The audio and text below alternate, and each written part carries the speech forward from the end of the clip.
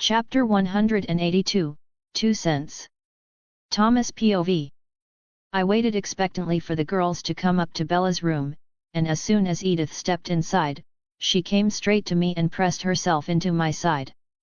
I wrapped an arm around her shoulders and turned my attention to Edward and Alice. "How could you miss this, Alice?" Edward's voice was sharp with fear more than anger. Someone was in her room. He could have been here when she accidentally walked in. "First," Alice said, "steady, we don't know it's a he. Second, I would have seen Bella in danger if that happened. Same with Charlie." She added the last part when she caught the look on Bella's face. Edward's jaw worked, but he didn't interrupt. Alice's eyes flicked between us, focused and frustrated in that way she got when she was trying to hold too many futures at once. "You have me watching the vulture, watching for trouble with the pack, watching for danger to Bella, watching for danger to Charlie and Renee, plus everything else we keep an eye on." Her voice softened but didn't lose its edge. "If I split my attention too much, I start missing things. Dangerous things." Edward's shoulders dropped. "I know. I'm sorry. I didn't mean to take it out on you." His gaze darted to Bella and back again. "I was just scared." "I get it," Alice said, and took Bella's hand.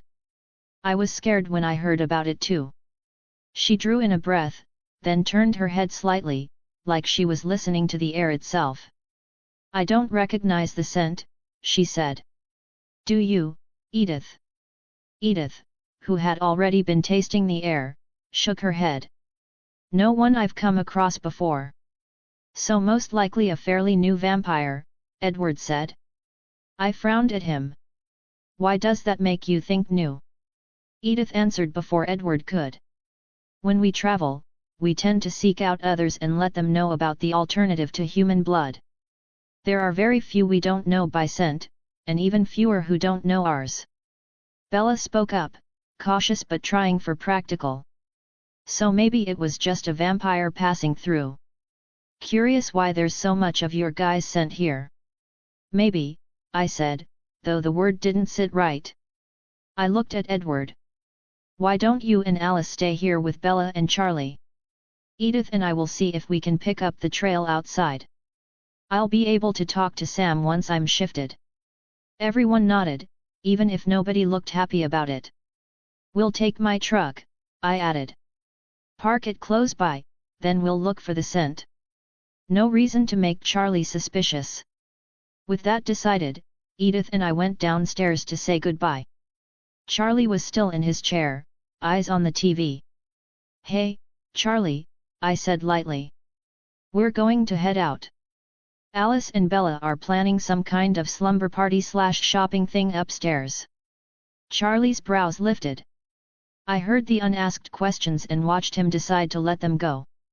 "I certainly hope they aren't thinking about going to Seattle," he muttered. "That place is making a run for murder capital of the US. "Nah," I said. "At least I didn't hear anything about Seattle. But you might want to bring it up to them." Charlie's mouth tightened. He lowered his voice a notch. "Keep this to yourself, but Tacoma's having trouble too. Word through the police grapevine is they might have a copycat situation of Seattle's issues." Edythe gave him a convincing look of worry. "There hasn't been anything on the news about Tacoma. They're trying to keep it hushed up," Charlie said, irritated. "Damn stupid, if you ask me. But it's not my town, so my opinion doesn't count for much." "Well," I said, forcing a small smile, "on that cheerful thought, I'm going to take my wife and go get some rest." Charlie's ears went a little pink. "Yeah. Sure. See you later." We went straight to the truck. I opened the door for Edythe, then got in on my side, shutting it and starting it up. As I backed out of the driveway I asked, "What's got you worried about Seattle and Tacoma?" Edythe sighed. "I didn't want to bring it up with the wedding and all. But we think it may be a newborn. Someone turned and left to fend for themselves." It's bringing too much attention at a time we don't want the vulture focusing on this side of the world. Looking for a place to park out of the way, I asked, what does it concern the vulture? Making this kind of noise is a danger to our kind and usually they are quick to clean it up. But for some reason they are reacting very slowly this time around. It's not like them at all. Finding a spot to park, I pulled in and killed the truck. Stepping out, I began taking my clothes off. So why don't a few of us head over there and take care of it? Me, Jasper and Emmett could be there and back in just a couple of days. Once I had my clothes off, I closed the truck up and hid the keys. When I turned to see why Edythe hadn't answered me yet, I saw her staring at me with what I had come to know as her bedroom eyes. I laughed as she seemed to shake her head and whisper later to herself. Once she was focused on the task at hand, she answered me. The vulture take a very dim view of others doing what they see as their job. They want everyone to know they are the ones to enforce the laws. And thank you very much for not saying anything about going there in front of Emmett and Jasper. Carlisle is having a hard time holding them back as it is. I just shook my head at my friends and shifted to my dire tiger form. Jump on, love, unless you want to run. This is not what I had in mind when I was thinking of riding you again today, Thomas. I gave out a loud chuffing laugh and reached my mind toward Sam. Hey Sam, the pack find anything? Nothing on our border. You have any more information for me? I filled him in on everything I knew and our plan to try and track the smell if we could pick it up near Charlie's house. After a long pause from Sam, I was nearly back at Charlie's and starting to sniff for traces in the air, when he reached back out to me. If you are staying in neutral territory, I can send Jacob and Leah to help with the tracking. Jacob is worried about the threat to Bella and Leah is willing to watch his back. I felt Edythe shift on my back a bit at Leah's name but didn't think much of it. Seeing as it concerns my family's safety, I will take all the help I can get. Also, if they smell this vampire, they can pass it to all of you through the pack mind, right? Exactly why I was thinking of sending them. Okay, I will wait for them in the woods near Charlie's house. They are on their way. In the silence that followed, I began walking the forest area behind Charlie's house looking for the scent to match the one in Bella's room. On the east side I found it. It was strong, like the vampire had stood here for a time, possibly waiting for the house to be empty so they could investigate it. Edythe jumped off my back and followed the scent into the yard and around the house to just under Bella's window. When she came back, she whispered, "Looks like they went in through Bella's window. I know she keeps it unlocked for Edward and this vampire probably followed his scent there." As we were waiting for Leah and Jacob, my mind filtered through many different scenarios as to why this vampire was so interested in Charlie's house. Edythe brought my attention back to the surroundings. They are close, let's move further in to avoid accidents this close to the edge of the forest. I started moving the direction the scent had come from, and probably gone, when I caught a flash of movement out the corner of my eye. I saw a large grey and silver wolf first, Leah. Then seconds behind her came a massive russet brown wolf that was Jacob. Leah slid up beside me, while Jacob had his nose in the air. I assumed he was registering the scent of the intruding vampire. Edythe nodded her head like she was answering a question when Jacob turned his head to look at her. Yes, it was all over the house but strongest in Thomas and Bella's rooms. Jacob growled in response to her words. We aren't happy about it either, but Alice would have seen if she were in danger. We are hoping it was just a curious nomad passing through, but better to be safe than sorry. Jacob then looked at me as if speaking, but as he wasn't an alpha we couldn't connect mentally. Edythe noticed and addressed Jacob and Leah. If you want me to ask Thomas a question, I will say it out loud, just let me know. Leah looked at Edythe. Thomas, Leah suggests you and I follow the trail directly while she and Jacob circle us to make sure this vampire was alone. Edythe relayed my reply, that a very good idea, thank you, Leah. We were focused on the one scent in the house. We didn't even consider someone hanging back. When Leah heard this, her head lifted like she was proud of the compliment. On impulse, I turned toward her and pressed my cheek along her muzzle, an instinctive gesture that felt natural in a way I couldn't have explained if someone asked. Leah went still. Her eyes went half-lidded, and a low rumble vibrated in her chest, close enough to a purr that it made my ears flick in surprise. Then she shook it off like she was annoyed at herself for reacting at all. Edythe's hand landed lightly on my shoulder. "Okay," she said, "business again. Let's get started." She climbed onto my back. Leah's tail stiffened for a moment before both her and Jacob moved in opposite directions to start circling around us as Edythe and I followed the trail we had. My head down and focused on the trail left by the vampire, we moved farther and farther from the lights of Forks. The scent got cleaner as we moved from the town. The unnatural smells from there no longer clouding the scent. For about a mile we moved in something of a wide circle around the town, like the vampire came from that direction, and circled the town to avoid people. Then, without a sound, Leah appeared in front of us, blocking the line of travel, eyes locked on Edythe. Edythe's posture tightened. She was listening. "Leah found another scent," Edythe said after a beat. "Different from this one. Jacob is with it now. I think we should check it. See if I recognize it."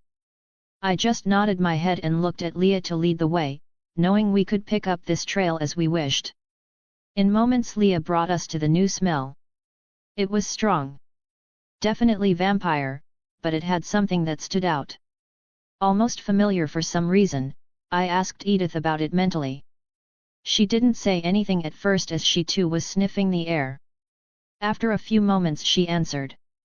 "This is interesting and could explain some things as well." Leah and Jacob looked over, obviously listening.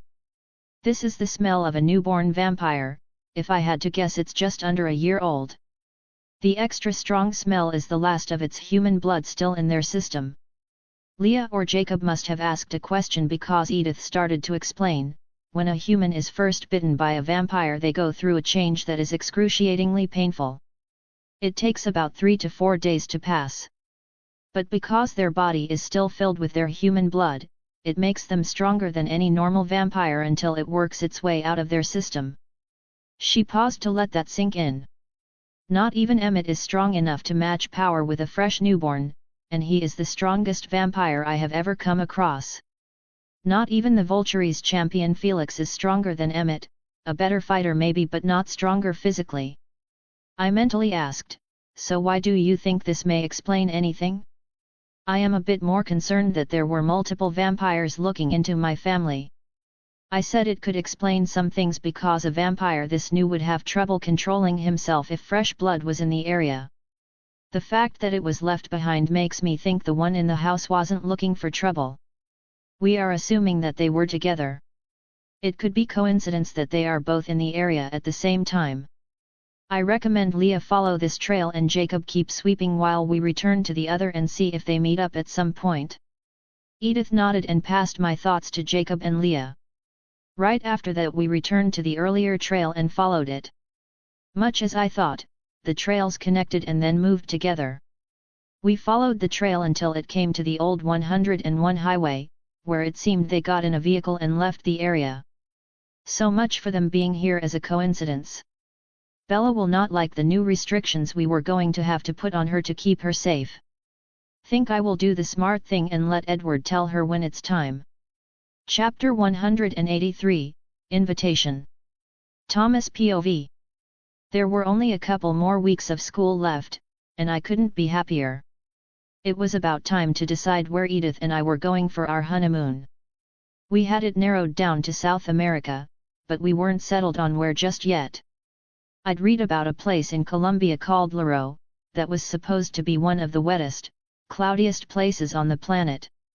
It sounded like Forks with better scenery. Edythe, however, wanted something cinematic. Even if that meant she was limited to being outside more at night than during the day. She'd pulled up a couple of villas in Peru that she really liked. She'd also mentioned a trio of friends in the Amazon, and then added, with a look that made my pulse jump, that meeting them depended on whether she decided to let us leave the house long enough to actually go anywhere. I smiled as my mind wandered for a few moments. My wife had become insatiable since our wedding night, and I loved every second of it. I have seen that look in too many anime to not know where your mind is. I looked at Ben and smiled wider. The look of jealousy on your face suits you. We were coming back from watching the newest X-Men movie The Last Stand, and Ben was more interested in the graphics and actors than the story. Personally, I didn't enjoy the movie. I thought the chosen storyline was handled poorly.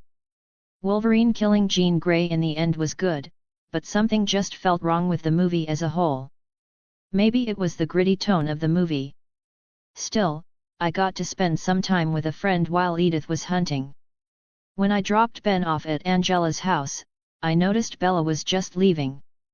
Since I had nothing better to do, I decided to follow her home. Interestingly enough, within a few blocks, I noticed Edward's car behind me. Weird, I thought he went hunting with Edythe. As sunny as it was today, I wondered if he would actually get out at Charlie's once we arrived. I shook my head in wonder as he just continued past the house once Bella and I had pulled in. Bella had a worried look on her face as she followed the silver Volvo with her eyes. "What's that all about? Something happen, sis?" She let out a deep sigh. I kinda snuck over to the reservation to visit Jacob before going to Angela's. My bet is that Alice lost track of me and called Edward to rat me out. Well, with the worry about the strange vampire showing up in your room, he is obviously going to be overly cautious. She unlocked the door and walked inside. "You think it's just about my safety?" Angela pointed out that it could be he doesn't want me around Jacob and not just because he is a werewolf. I thought about it for a minute, not wanting to dismiss it out of hand. "I can't be sure, sis, but it is a possibility. Edward is just like Edythe. They have suppressed emotions that they didn't have an outlet for, and now they are coming back, and they have little experience in how to handle them. But that's just a guess. You should really have this conversation with him." I walked into the kitchen like I still lived there and opened the fridge. Not seeing any leftovers, I pulled out some sandwich stuff and started to make myself one. Bella shook her head. "Sure, go ahead and make yourself one. Not like you didn't just come back from the movies where I'm sure you had a large popcorn all to yourself." "Thanks, sis." I smiled at her sarcasm. She plopped into a kitchen chair. "Jacob asked me to come back to the reservation Friday night for some sort of storytelling ceremony." I started putting everything away. "That's weird, normally they don't invite outsiders to stuff like that." Yet, Jacob was being all vague about just what it was. Just said it was something I needed to hear before making any permanent decisions. Sounds interesting, I guess. Seeing that worried look on your face, I assume you want to go, but are worried about what Edward will say. "At least I won't have to worry about random vampires while I'm there," she said rather petulantly. I swallowed the bite of sandwich in my mouth. "Look, I know it's been kinda rough here lately. But he really thinks it's the best way to keep you safe. But having guards on me nearly 24/7 is driving me nuts. What happens if one of you get hurt trying to protect me? Better one of us, than you, sis. We are far more durable. You really need to have a long serious conversation with Edward about all this. But before that, you should work it out in your own head. If you want to go to the reservation, then that is on you. Edward has only the control you allow him. If he tries for more, then he and I will have words. He is not that controlling, he hates when he can't protect me." I held my empty hand out flat and started twisting it back and forth. It's borderline, sis." Bella let out a sigh. "If Edward pushes it, I'll talk to him," she said, like she was rehearsing it so she wouldn't back down later. "I can handle a conversation. I can be firm without being combative." Before I could say anything, her eyes narrowed at me. "Don't you go trying to fight my battles for me. If me and Edward are going to work, we have to figure these things out ourselves." I raised both my hands up, half a sandwich still in one. "I won't interfere, so long as he continues to talk to you.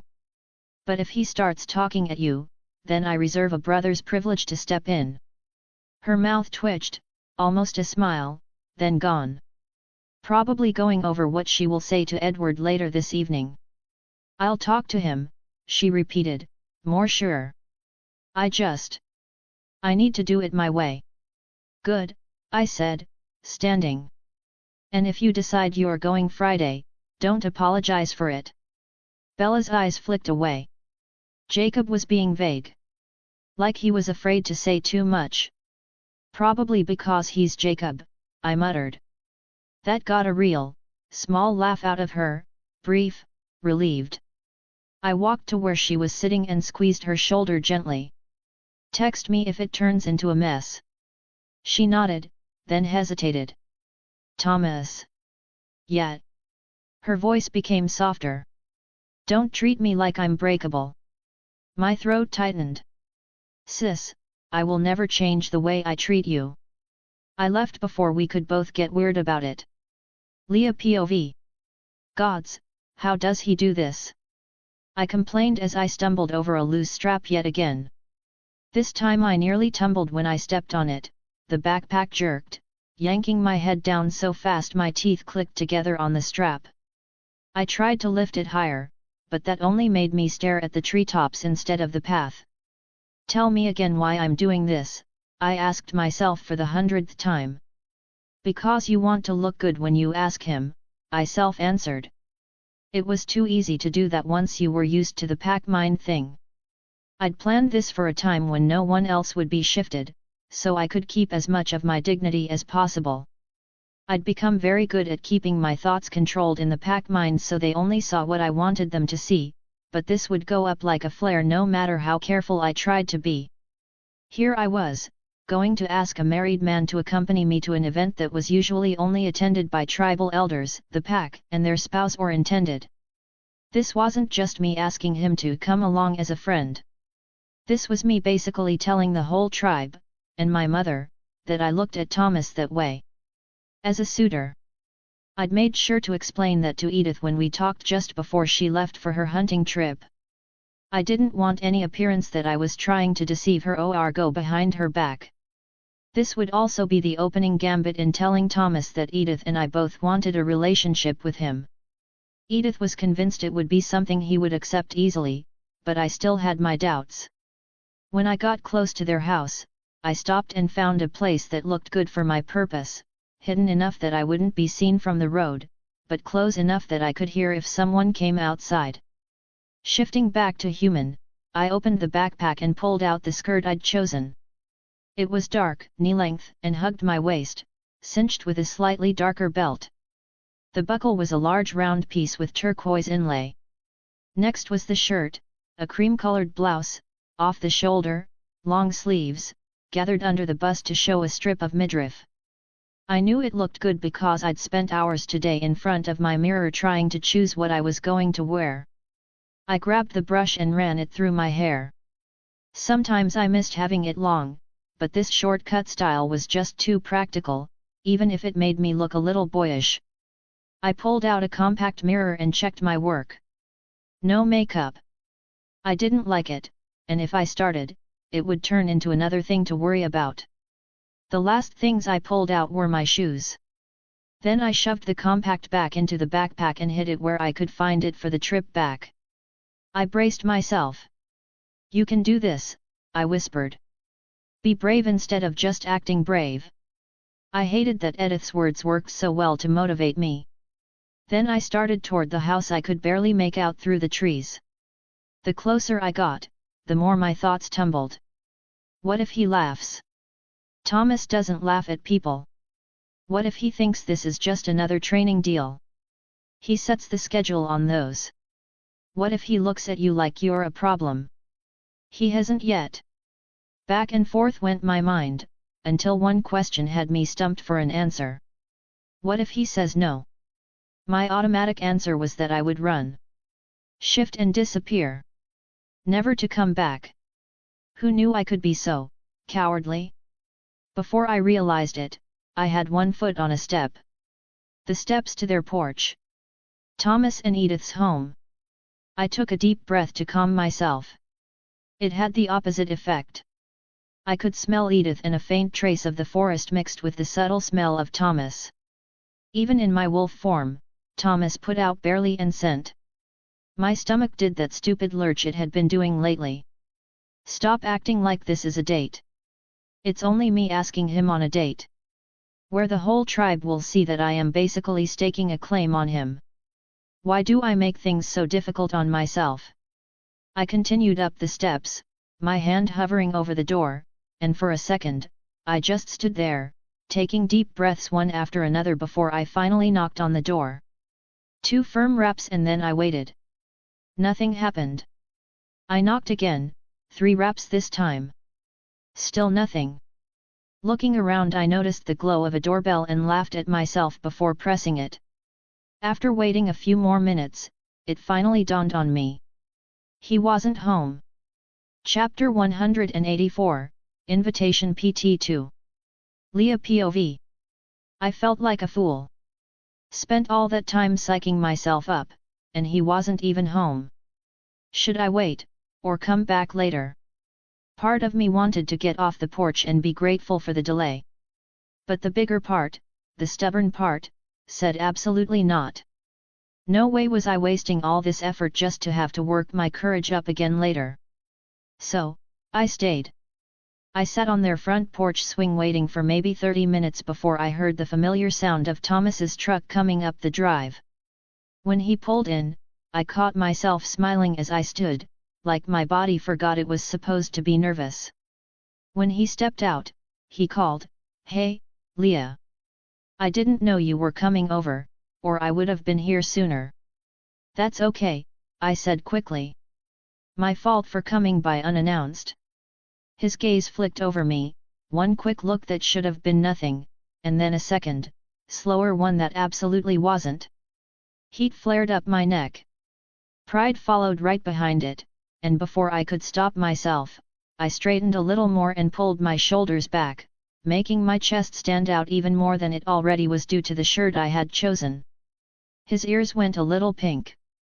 He yanked his eyes back up to my face like he'd been caught doing something wrong.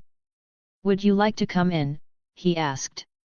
I nodded, trying to look calmer than I felt. "Sure. I came to talk to you anyway." Without another word, he unlocked the door and stepped aside, gesturing me in first. "Welcome. Make yourself at home. Edythe's going to be disappointed she missed our first non-family guest." When I walked in, I froze for half a second. It was warm. Not temperature warm, though it was that too, but lived-in warm. I'd expected something colder. Sterile.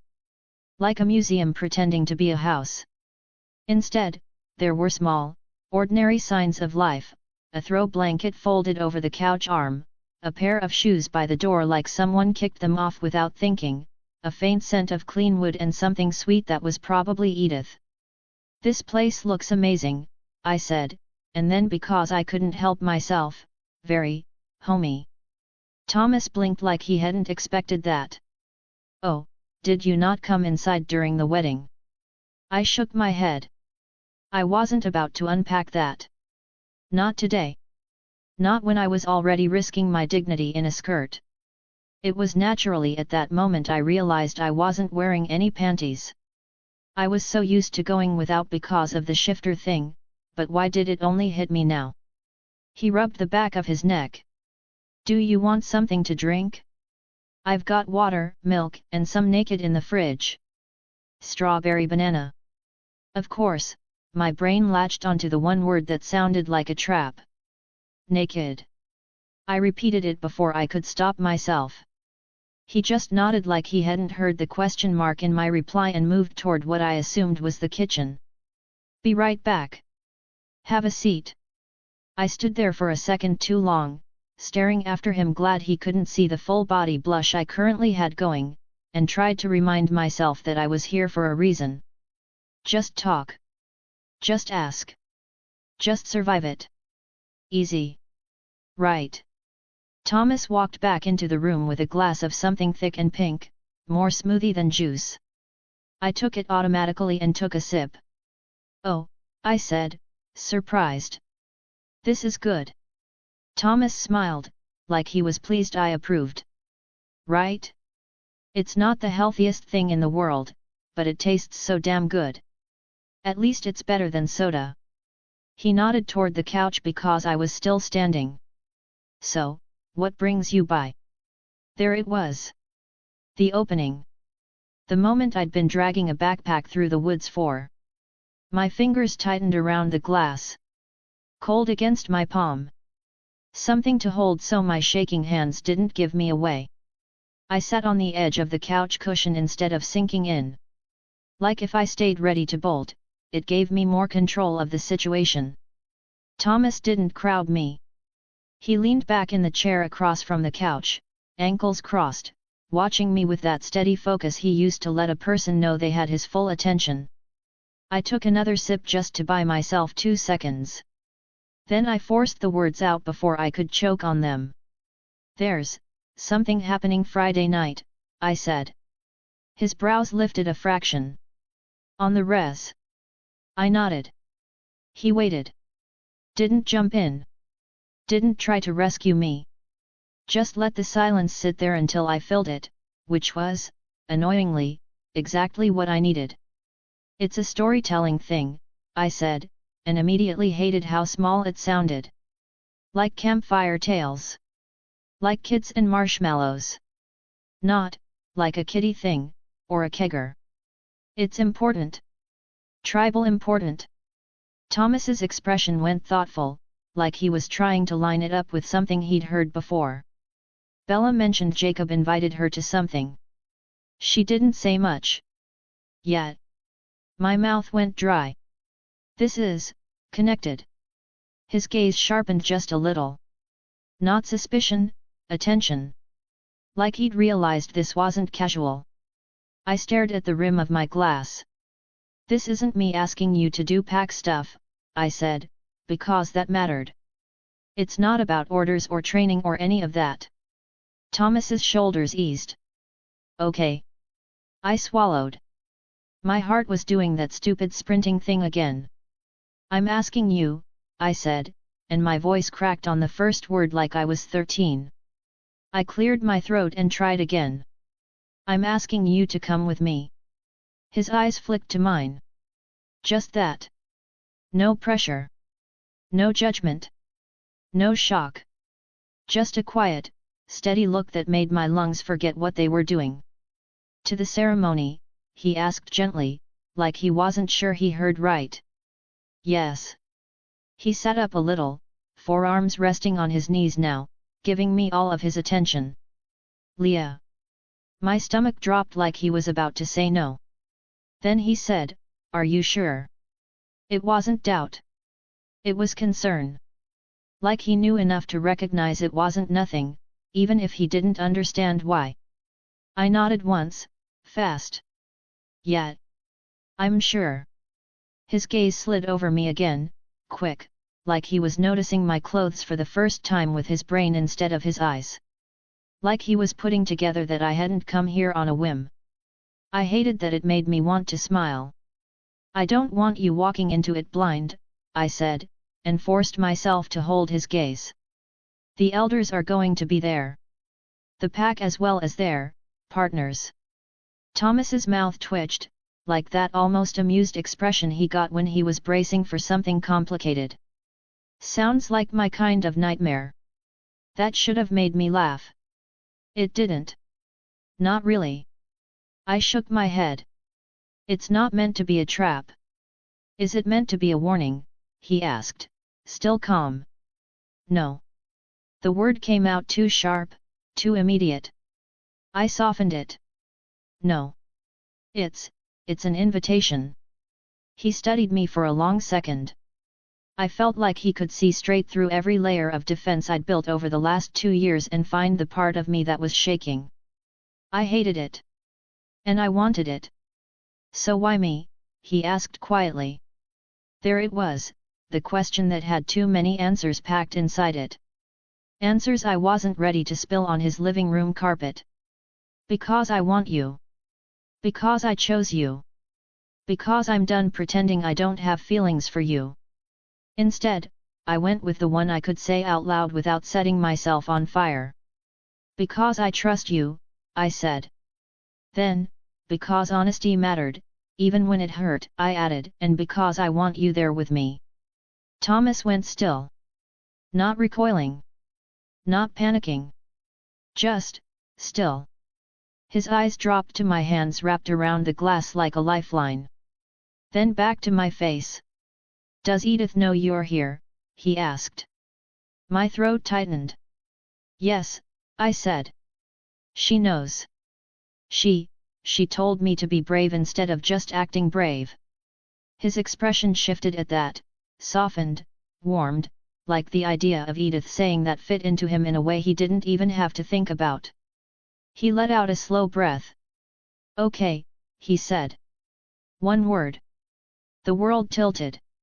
I blinked, not trusting it. Okay. Thomas nodded once, like he'd already decided and didn't need to perform it. Okay. I'll go with you, so long as Edythe is good with it. My chest went tight, too full, too fast. I looked away before my face could betray me completely. Don't. I swallowed. Don't say it like you're doing me a favor. He made a quiet sound, half laugh, half exhale. Leah, you asked me. That's, not nothing. I risked a glance back at him. He wasn't smirking. He wasn't teasing. He looked, careful with me. Like he understood more than he was letting on but was withholding his comments. Do I need to wear something specific? He asked, and his tone was light, but his eyes stayed serious. Because I don't think I own anything that says respectable tribal guest. A laugh escaped me before I could stop it, short, sharp, and real. No, I said, and for the first time since I'd stepped on the porch, my shoulders loosened. It's not a formal event. Just, don't show up in gym shorts. His mouth tugged up. I can do jeans. I think. I nodded and took another sip of the juice because I didn't know what else to do with my hands. My brain finally caught up with what I'd just done. I asked him. He said yes. And now I had to figure out how I was going to walk into my mother's line of sight next to him without spontaneously combusting. Thomas shifted in his seat. Is there a specific time? Do I come pick you up? I cleared my throat. It's just after dark on Friday, no specific time. You could meet me at my house and we could walk there together. It's at Billy's so it's not too far. Thomas's mouth twitched, almost a smile. Okay. A nice walk before this event sounds good. I should have said something casual. Something normal. Like, cool, see you then. Instead my brain offered me a dozen different ways to ruin this. Don't make it weird. Don't make it weird. Don't. Thank you, I blurted. Thomas's expression softened again, that careful gentleness that made me want to bite things. But not the aggressive way. You don't have to thank me, he said. You asked. I said yes. I know, I snapped, then immediately regretted the tone. I exhaled hard through my nose. I didn't think you would. He studied me for a second, and something about the look in his eyes made my stomach do that stupid lurch again. Why? He asked quietly. Because you're married. Because you're, you. Because I'm not anyone's first choice anymore. I couldn't give him those answers. Not yet. So I went with the truth I could stand to say. Because people don't usually say yes to me lately, I muttered. Thomas's jaw tightened. Not anger, something protective and sharp but still with a little mischief in it. That's their problem, and I don't think I have ever told you no. Not even when you called me a paleface and told me to get off your land. I blushed fiercely again, but this time Thomas saw it and that only made it worse. I can't believe you brought that up. He laughed.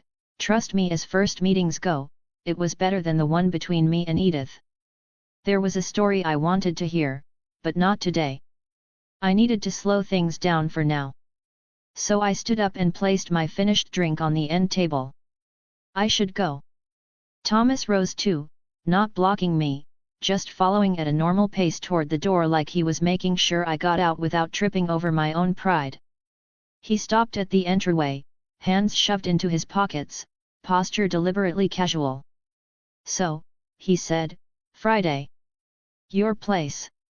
I wear jeans and pretend I know what I'm doing. I huffed a laugh. That's basically what I'm doing.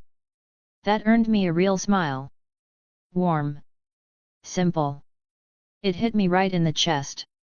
I reached for the doorknob, then hesitated, because my brain is cruel. "Thomas," I said. He looked up. "Yet." My mouth opened.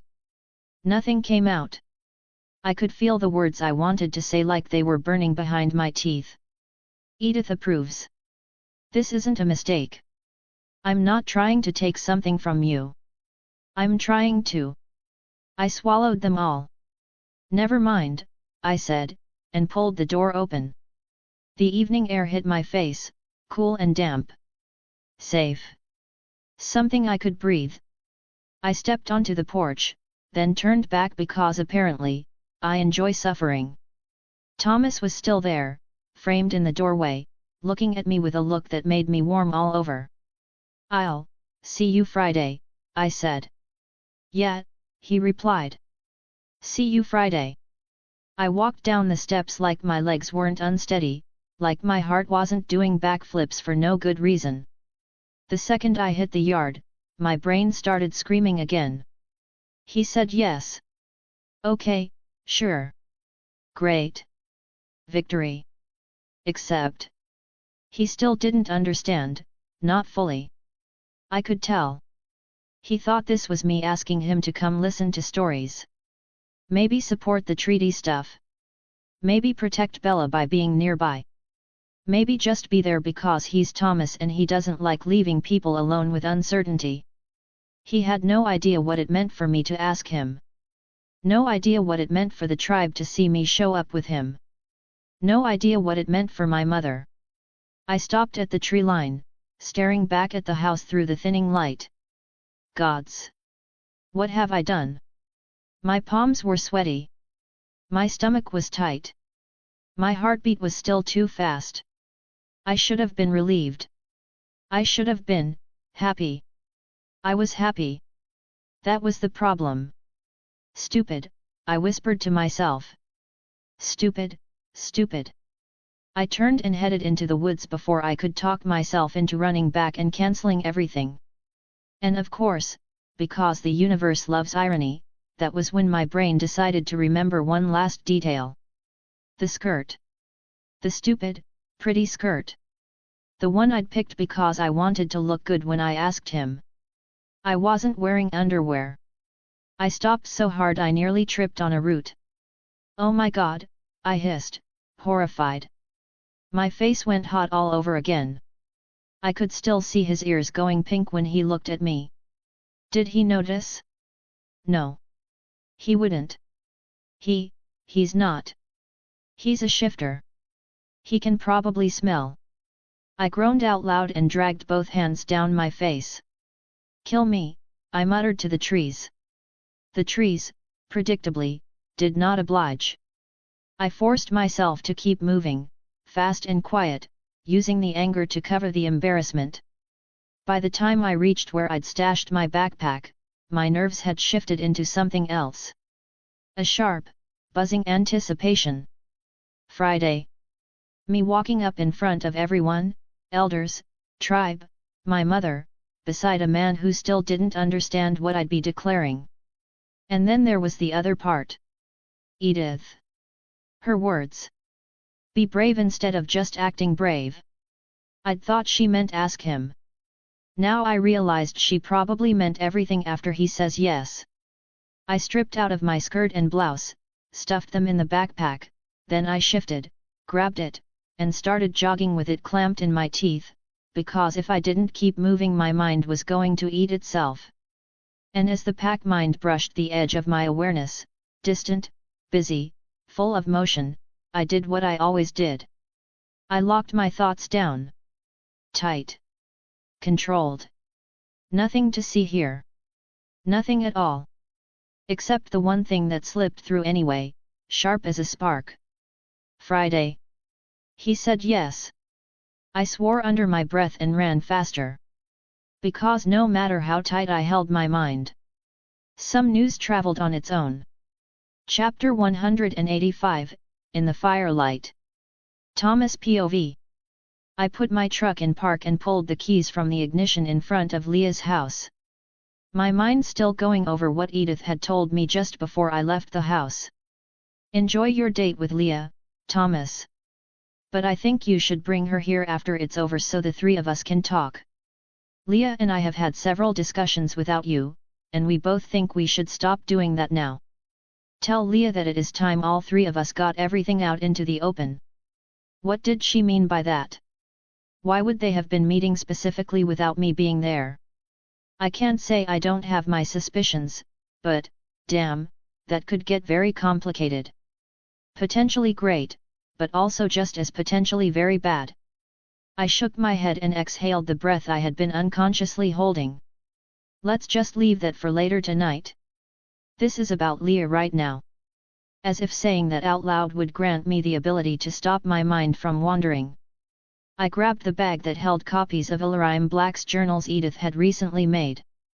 She suggested that they be a gift to the tribe since they were sharing stories with me tonight, and I agreed with her.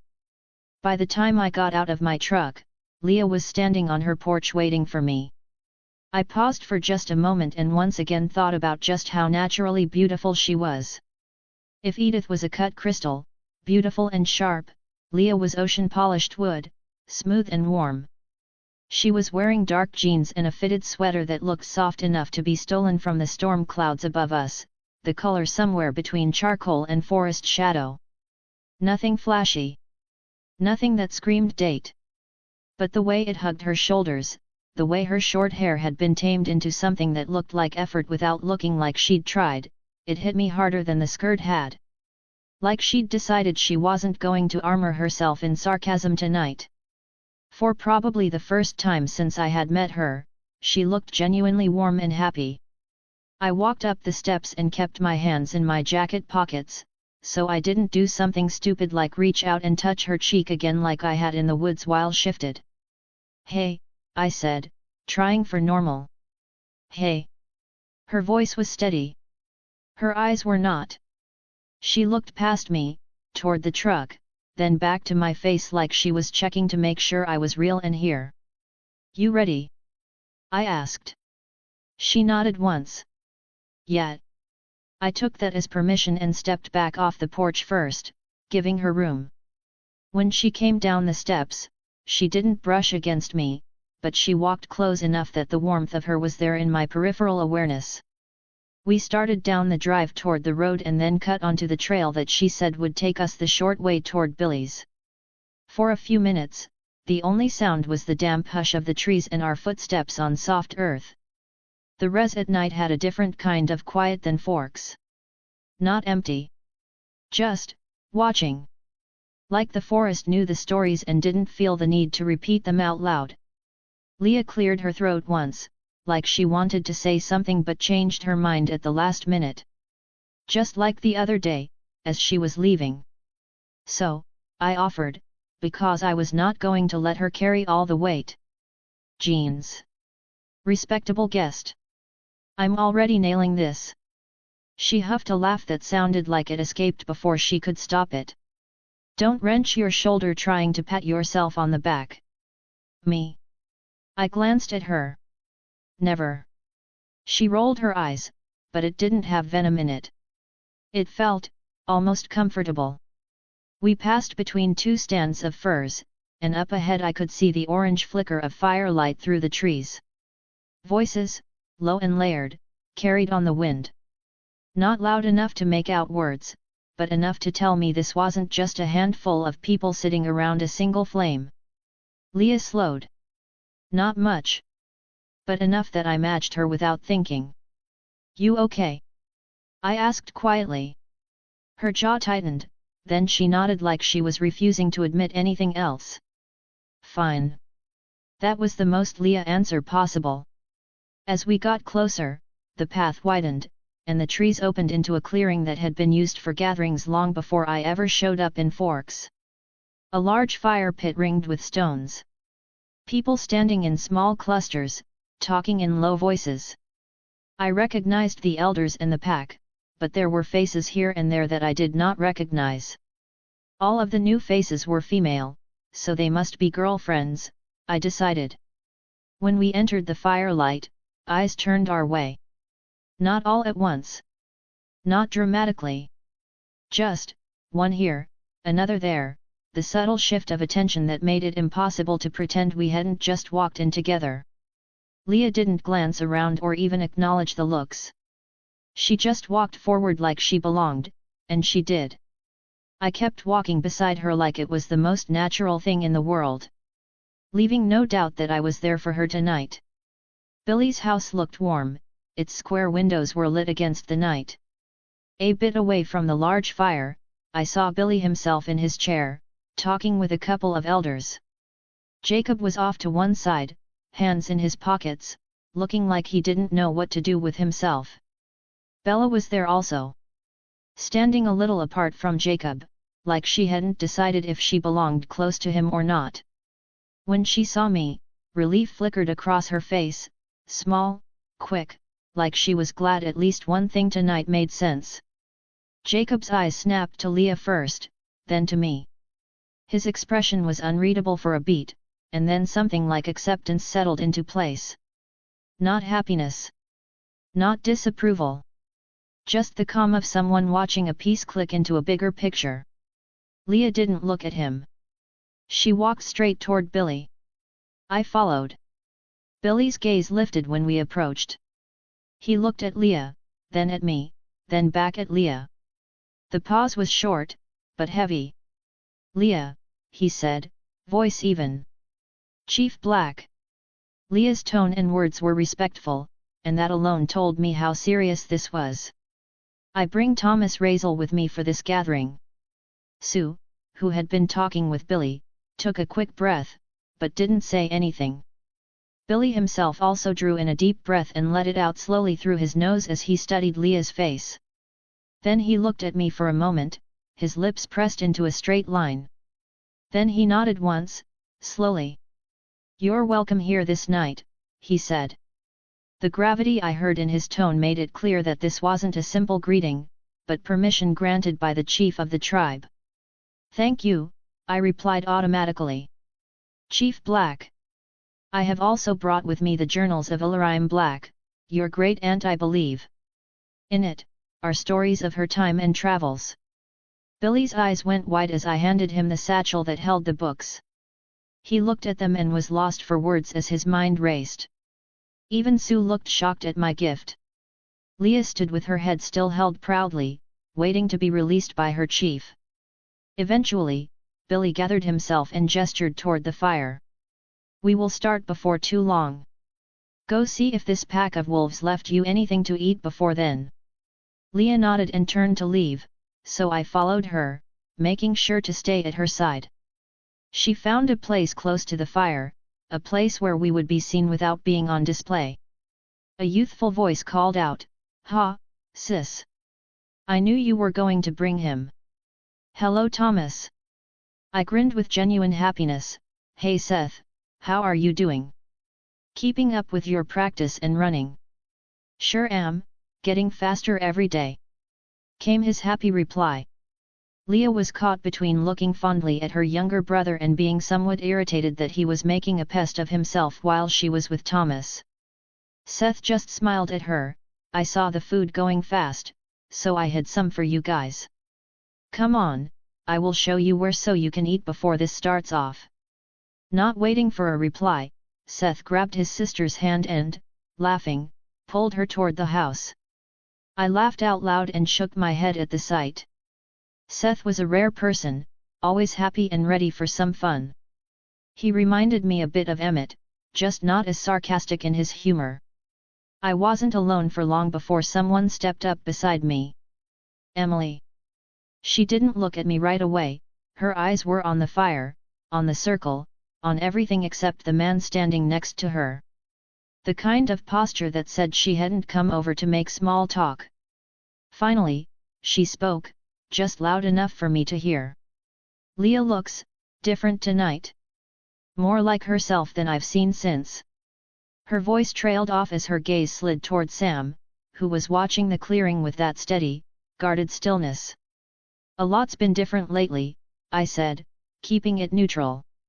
Emily's eyes cut back to me like she'd heard what I hadn't said. She's doing this on purpose, she murmured, more to herself than to me. Inviting me? I asked, because I honestly still didn't know what kind of ground I'd stepped onto. Emily's gaze locked onto mine. Standing by you. In front of everyone. Her voice stayed low, but it carried weight. Leah doesn't do anything in front of the tribe unless she means it. My throat went dry. Emily leaned in just a fraction, lowering her voice further. Tell me something, Thomas. Are you going to hurt her? It didn't land like an accusation. It landed like a warning wrapped in old affection. I swallowed once. No.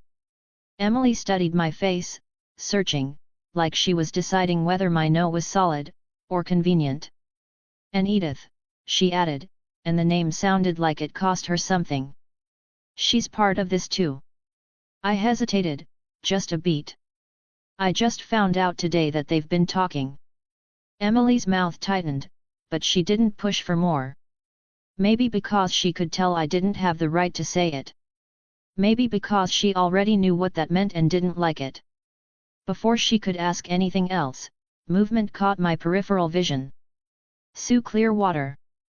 She didn't rush, but she walked with purpose, the kind that made you straighten without meaning to. Her eyes took me in quick and sharp, and then she offered a small smile that didn't quite reach her eyes. Thomas, she said, calm as a knife. Can I have a word? Emily's attention flicked to Sue, and something like relief crossed her face, like she was glad she wasn't the only one carrying the worry. Sue angled her head toward the edge of the clearing, away from the firelight and the listening ears. Not far, just enough to make the conversation private without making it secret. What are your intentions with Leah? She asked. For half a second, I reached for the best answer. Then I realized I didn't have one yet. Not an honest one. Not until Leah, Edythe, and I had done what Edythe implied needed doing. So I didn't pretend. I'm here because Leah asked, I said simply. That's all I can give you tonight. Sue's eyes narrowed a fraction, like she didn't love the lack of clarity but respected the lack of bullshit. Emily, still watching the fire, murmured, and because you said yes. Sue's gaze flicked to Emily and back to me. Leah doesn't ask for much, she said quietly. When she does, it matters. I know, I replied. Sue tilted her head, just slightly. Do you? Before I could say anything more, the front door of Billy's house opened. Leah stepped out with Seth on her heels, and the tension in my chest shifted, because Leah's presence always did that, even when she wasn't trying. They were carrying raw ingredients like they'd raided a fridge. Leah had a package of hamburger patties in one hand and a bag of buns in the other. Seth had hot dogs dangling from his fingers and a bag of chips clutched to his chest like a prize. Leah's eyes found me immediately and then caught Emily and Sue beside me.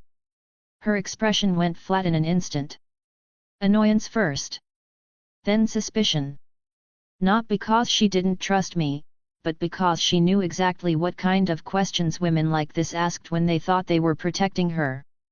Seth, blessedly, either didn't notice the tension or decided to bulldoze through it on purpose.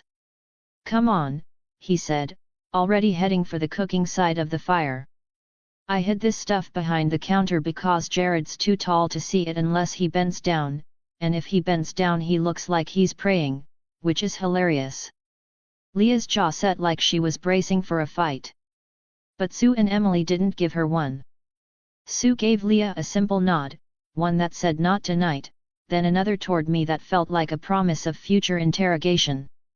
Emily did the same, softer, and then they peeled away, Emily toward Sam, Sue toward Billy. Leah watched them go, still tight through the shoulders, then looked back at me. I moved to her side and offered to carry the food, but she shook her head and moved to follow Seth. I stayed at her side. "What did they say to you?" "I'm fine," I answered. "That's not what I asked." Leah shot back, "Low." I looked her in the eyes and smiled. "It's okay, Leah." I kept my voice low, so it didn't carry. They asked questions. I didn't give answers that weren't mine to give. Leah's shoulders eased a fraction, like she didn't want to admit how much that mattered. I held her gaze for a beat longer than necessary. "And Edythe's right," I added, careful with the words. "After tonight, the three of us need to sit down and talk. Because I'm starting to realize me being here means something I don't fully understand." Chapter 186, Lessons by the Flame. Thomas POV. The cooking side of the fire was its own little pocket of chaos, smoke curling into the wet night, voices overlapping, someone arguing about whether hot dogs counted as real food, and the constant clink of tongs against the grill grate. Jared was stationed at the makeshift grill like a guard on duty, flipping patties with a seriousness that didn't match the fact that half the hot dogs looked like they'd survived a small house fire, and the hamburger patties didn't survive at all. Looking at this display, I was happy I ate with Edythe before coming. Leah walked up, took one look at the situation, and didn't even bother with a greeting. "Give me the spatula." Jared glanced over, brows lifting. "What?" "I'm cooking mine," she said, like that should have been the end of it. Then she added, without looking at me, "and his." Jared's mouth twitched. "I can cook." Leah cut him off with a flat look. "Jared, what you are doing is an affront to the ingredients. Now move over. You can continue your cooking while I do mine." Seth, hovering nearby with a bag of chips tucked under one arm like contraband, made a choking sound that might have been laughter. "Cook some for me too, sis, I have had enough shoe leather from Jared to run a marathon." Jared shot him a glare. "Kim loves my cooking, and everyone else ate just fine so far." A girl's voice called out, "I love you," and everyone else was too lazy to cook themselves. This drew a few chuckles and even got a smile from Leah. I glanced toward the voice and caught a glimpse of a girl near the edge of the firelight, small, dark-haired, watching Jared like he hung the moon. Kim. Jared's recently found imprint. Leah shook her head once, like she couldn't decide whether that was sweet or tragic. "Congratulations," she muttered, still deadpan. "You found the one person on Earth with no taste buds." "Hey!" Jared protested, but there was no heat in it. Not with Kim laughing. More laughter followed as Leah started cooking what Seth had saved for us. Jared hovered for about 3 seconds before he drifted a step back, muttering something about taking over again later, like this was a shift change and not Leah rescuing dinner from his personal war crimes. Leah didn't dignify him with a response. Seth plopped down on an overturned log near the grill, swinging his legs like he was 12 instead of almost grown. "See? This is why we should just let Leah do all the cooking forever." Leah made a sharp sound that might have been a laugh if she ever allowed herself to admit to one in public.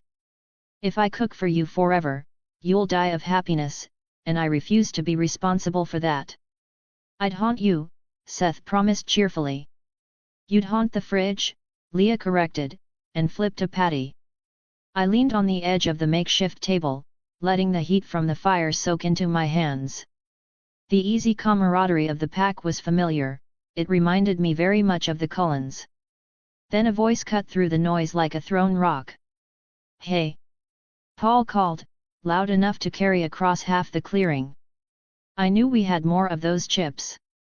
I looked everywhere for those. He was pointing at the chip bag in Seth's hands. Seth's head snapped up, eyes bright with trouble. He didn't even look guilty. If anything, he looked proud. "Guess you didn't pray hard enough to find them," he shot back. For half a second there was silence, like the entire immediate area had to process that sentence. Then laughter burst out in pockets. Embarrassed snorts. A couple of outright cackles. And Leah. Leah laughed. Not her usual sharp huff. Not bitterness.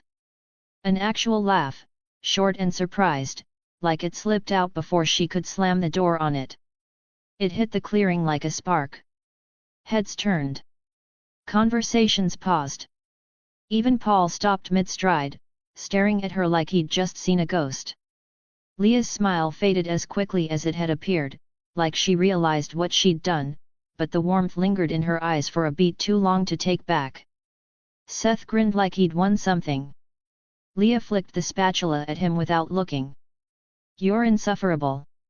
"I know," Seth said happily. "It's my gift."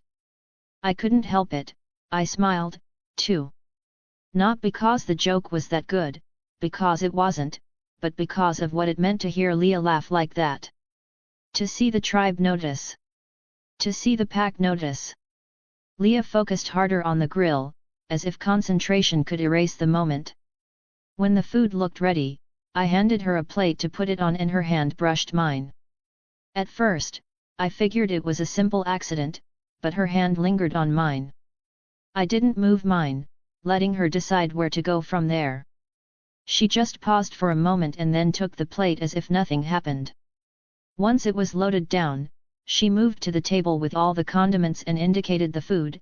"Eat, anything left after we walk away is gone for good." Seth was first to reach. He made 3 hot dogs, one to eat as he made the other 2. Then he walked away with a bag of chips and a hot dog in one hand and just a hot dog in the other. Finally. Food that doesn't crunch when it's not supposed to. Jared made a rude noise from somewhere behind us. Kim's laugh followed it, sweet and unbothered. Leah and I both made 3 hamburgers. I smiled when I noticed Leah's were doubles. Then we went and sat down next to Seth, Jacob, and Bella, at the fire. Maybe 20 minutes later, a hush went over the group as Billy took his place at the fire alongside the elders. When the stories started, I was first amazed by Billy's voice. This wasn't his normal tone, no, it was a man talking about his beliefs and his whole being was part of the story. He spoke like his words came from his bones just as much as his voice box. The first stories were from a time when the village people had to live in their boats that they tied together during a rainstorm like no other. Only by anchoring to the highest treetops were they not swept from their ancestral lands when the waters finally abated. Then he told of the first people, before they were named the Quileutes, who were able to spirit walk, and how they were the protectors of the small tribe. Many other tribes had come to try and swallow their people to gain the powers they held, but their tribe stayed strong and clever. Next was the story of betrayal from within the tribe. One man's greed that nearly destroyed the tribe. The story of Tahaaki and how his spirit was shared in the body of a wolf. This power that the tribe still possessed, the responsibility of the sons of the tribe to protect the tribe from all who seek to harm them. I saw Leah's hand clench at the constant use of the word sons and placed my hand over her fist. Startled, she looked at me, and her hand relaxed in my grip, so I intertwined our fingers and gave her a comforting squeeze. Billy then paused, and old Quill took over speaking. His story was of the third wife of Tahaaki and how she was unable to stand by quietly as her tribe was nearly destroyed by a Cold One who was there for revenge. Revenge for the tribe killing a male Cold One years before who had been feeding on the tribe. Not willing to see her husband Tahaaki die at the hands of the blood drinker, she stabbed herself in the heart, releasing all her blood to distract the Cold One. This allowed Tahaaki to overwhelm the distracted Cold One and save the tribe. Refusing to return to the shape of a man and face the heartache waiting for him, Tahaaki stayed with the tribe in wolf shape until the funeral rites were done, and then he disappeared into the forest to never be seen again, leaving his sons to pass down the gift he had brought to the tribe. More stories followed, about keeping the tribe safe from threats of the outsiders as well as some within the tribe. All of the stories had lessons that they conveyed and represented the best of their people's past. When Billy spoke again, after the other elders had shared their stories, he began talking about Ephraim Black, and how the tribe made a treaty in the early 1900s with a coven of cold ones, the Cullens. The deal was that the tribe would not reveal what the Cullens were to the white people in the area. But only so long as the Cullens agreed not to bite any humans or trespass on Quileute land. Ephraim's pack was the last known wolf warriors until now. Billy continued, his voice still strong. The Cullens have returned, and the magic of our ancestors woke like never before. Our wolf warriors are now triple the size of those known in our stories. Though I am happy the gift survives to this day, for it to awaken with such power. It makes me worry for the dangers yet to come. When his words washed over everyone, I saw many who shivered. Even I took a moment to wonder if his words had any meaning and decided to bring it up with Alice. Conversations started around me, people discussing different aspects of the stories. They started low and cautious, and then as more conversations started, everyone began to grow louder. Leah stayed still looking into the fire, our hands still clasped but between our knees. Someone would have to be right on us to see it. I gave her another squeeze to her hand, hoping it was comforting. I wonder if the next one of these will include stories from Ilaraim. I let out a deep sigh. Maybe I should have gotten those books to him earlier. She shook her head. I wouldn't doubt that the stories in them will be considered unreliable because she was banished from the tribe. We sat there for a bit longer, just the two of us. Seth had left earlier, something about teasing Paul with an empty box of Girl Scout cookies. Not much later Bella came by to tell us good night. Jacob stood nearby waiting to take her home. Once the clearing was just down to stragglers, Leah began to spread the fire out so it would burn itself out quickly. What did you think? I gave her a crooked smile. Well, a few of the stories came across like old cartoon lessons. You know the ones, the last couple of minutes of He-Man or She-Ra. Leah stabbed her poker into a group of coals. Remember, kids? Knowing is half the battle. Then she let out a barking laugh that I joined in on. Though I do have to say that I was partial to the third wife's story. Making use of an enemy's nature to provide a winning distraction. It showed that even people without our powers can prove the difference. She looked at the dying fire. We should go. Edythe is waiting for us. We started to walk out of the clearing, and I noticed Sam and Emily watching us leave. I idly wondered if Sam and I would have continued to be friends if he didn't think that his duty as pack leader conflicted with my connection to the Cullens. I was drawn from my thoughts by Leah. Is it okay if I hold your hand some more? She asked in a soft voice. Not caring who was watching, I didn't hesitate to grasp her right hand with my left. You never have to ask that, Leah. We continued back the way we came earlier that night, though our pace was slower. I found myself just enjoying the walk and she didn't seem to want to hurry. When my truck came into sight, Leah began to walk faster. I will just need a minute to tell my mom I'm going out for the night. When she let go of my hand and started to walk away, I called out, let her know that I will bring you home when you are ready. She just gave a sharp nod and then I walked to my truck. Climbing in, I started it and made sure the doors were unlocked. Part of me wanted to wait for her at the passenger door to let her in, but a bigger part thought that would be serious overkill. Surprisingly fast, Leah came back out and jumped into the passenger seat. Let's go. Chapter 187, Everything Out in the Open PT1. Thomas POV. The drive home was quiet. I think neither of us wanted to start a conversation that could lead to what was coming. It wasn't a painful silence though, it actually felt rather comfortable. At one point, Leah turned her gaze from the passing forest and seemed to focus on her hands, and then she had a faint blush on her cheeks. When I turned down the driveway, I noticed the porch light was on. Just one of the little things Edythe did that made me love her. The light on or off wouldn't mean anything for her eyesight, but she did it for others. Turning the truck off, I looked at Leah. She still seemed lost in her thoughts. I don't think she really registered anything until I got out and walked around to open her door. You okay, Leah? I'm fine. Leah's natural response to the question paused. Actually, I am a little nervous, Thomas. I held my hand out for her and smiled. Yeah, I get the feeling tonight is going to be important. She was quick to let go of my hand once she was out of the truck, but she stayed close to me as we walked up the stairs to the door. Before I could reach for the handle, the door opened, and Edythe was standing there with a smile on her face. She was barefoot and wearing what we called comfy clothes. A simple pair of yoga pants and a loose t-shirt. Her smile was wide and friendly, for a vampire. For a human it showed too many teeth would be considered off-putting or predatory. It made me smile because it showed that she had no intention of playing human in our house. I hoped Leah would come to understand this and not feel threatened by it. Welcome home, my love. I see you brought Leah with you. She moved out of the doorway so we could enter the house as she spoke.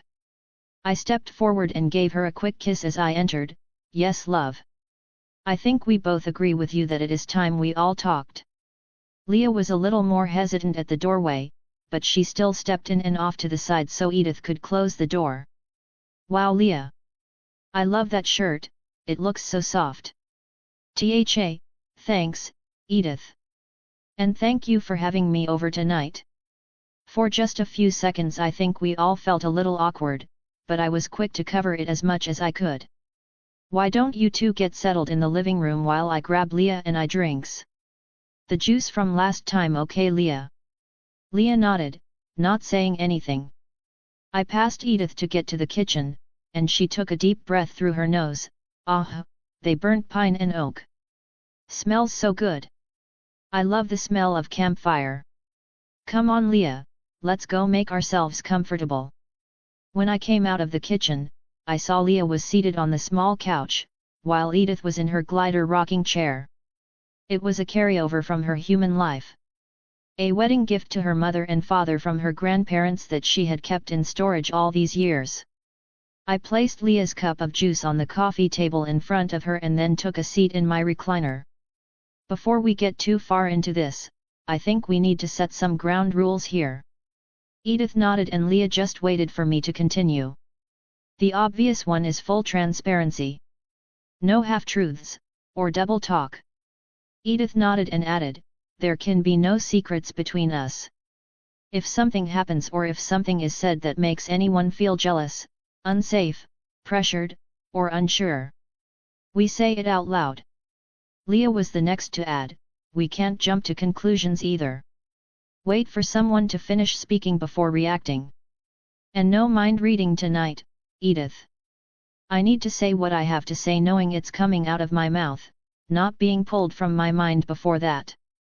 I waited for more suggestions and when they stayed quiet, I decided I would begin.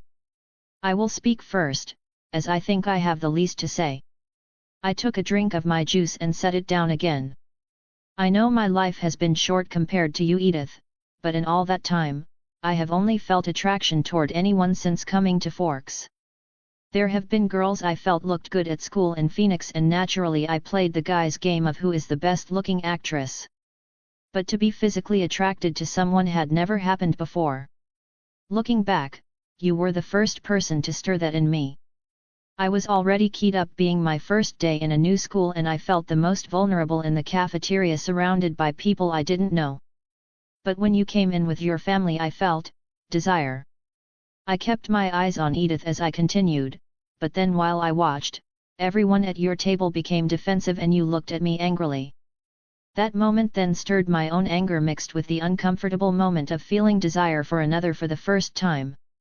The combination of this feeling led me to leave the cafeteria in anger and confusion. Edythe shook her head and had a half smile on her face. I could see she was remembering the time I was talking about. I smiled as well and turned my eyes to Leah. You were the second person to make me feel desire, Leah. It was ironically the first day that Edythe ever spoke to me. We had an argument in the school hallway, and I was so angry that I had to get out of there, so I ran into the nearby forest. It helped to cool my head and slow my heartbeat. I paused for a moment, but when I was running, I heard what sounded like someone screaming.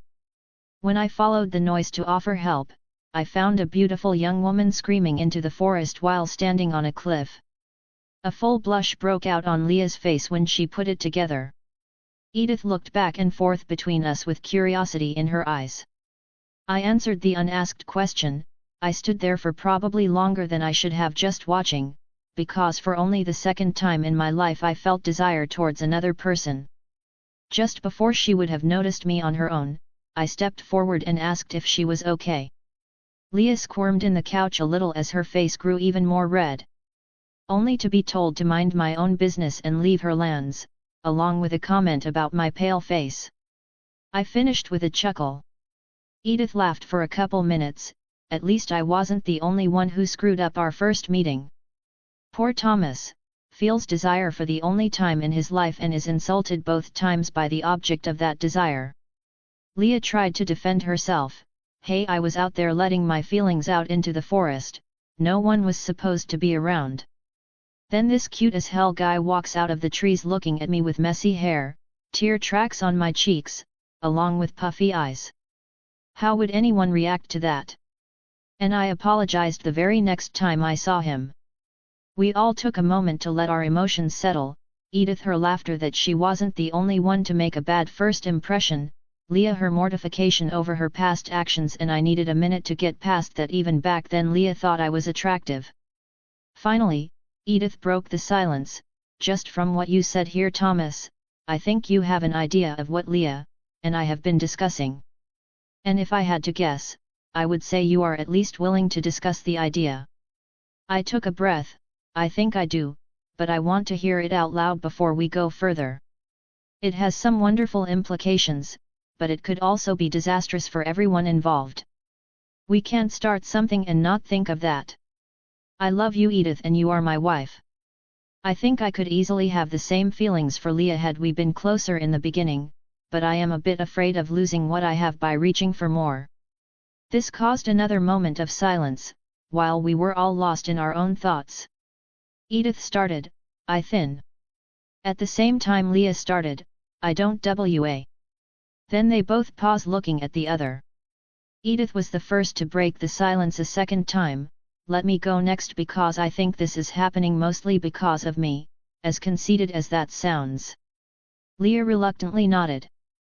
Edythe took a deep breath and sighed. Her human habits still made me smile unconsciously.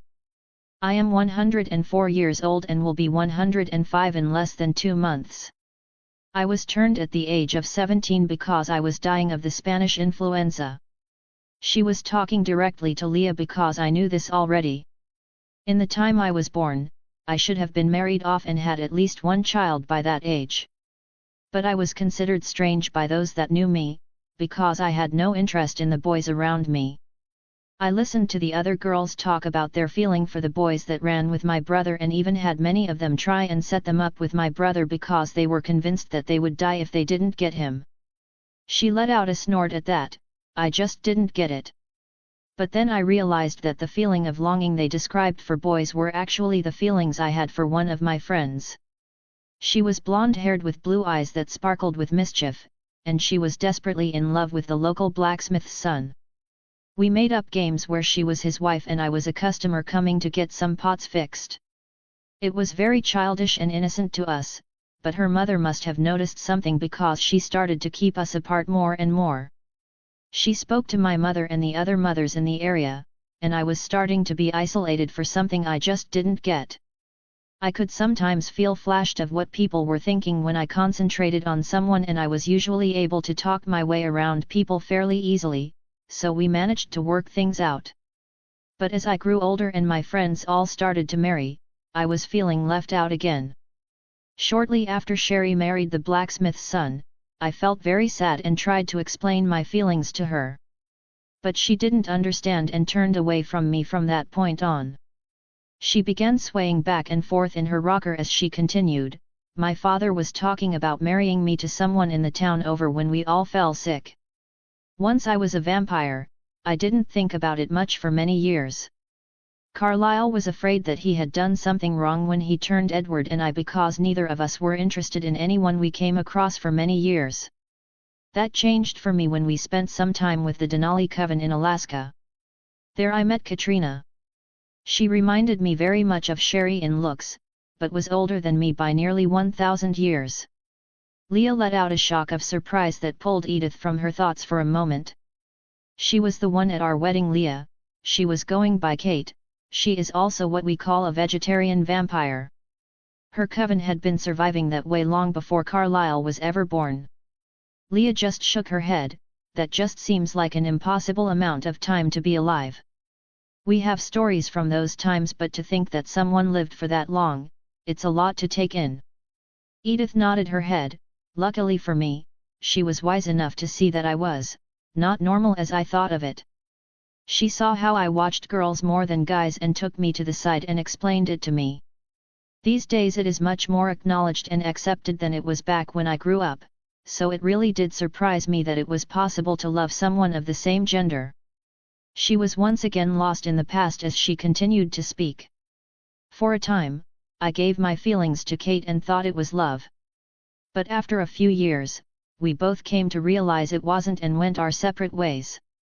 Her rocking stopped, life such as it is went on, and then one boring day of endless monotonous schooling I saw him. This giant among children who casually reached into places I didn't think I had. Who left me with thoughts I had never had for another man before. It was so against anything I had felt for nearly 100 years. And wow, did I manage to screw it up quickly. After trying to read his mind, I was left curious, then I tried to use my compulsion on him only to have it fail. Was this stupid, impossibly gorgeous man sent here to foil my entire being? I think I was the last in my family to figure out what was going on with me, and by that time, I was hopelessly entangled. Now he is my husband.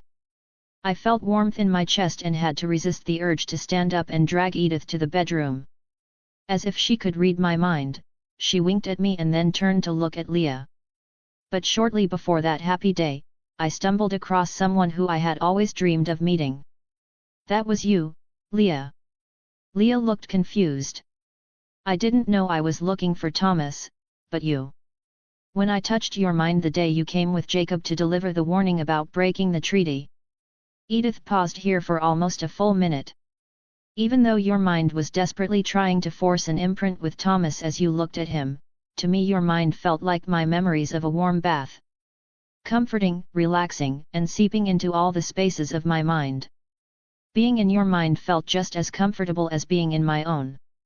I had finally found what I had been looking for all those years. She paused there again for a moment. I fell in love with you in that brief touch of our minds. Not in competition with the love I have for Thomas, but alongside it.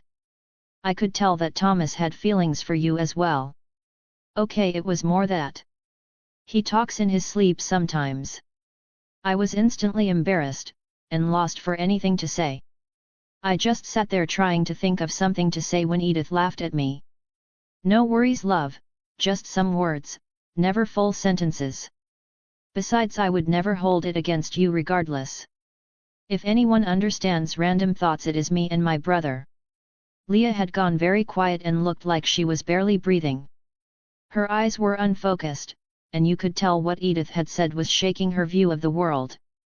Edythe went on, drawing Leah's attention back to the conversation. So, when I had the chance to speak to you, I took it. I knew you were fixated on Thomas, in hopes he would help ease the pain brought on by Sam's imprint to Emily. But I wanted to see if there was room for all of us. That's why I believe I am the driving force that brought us to this point. I love you both already. How much I express that though isn't up to just me.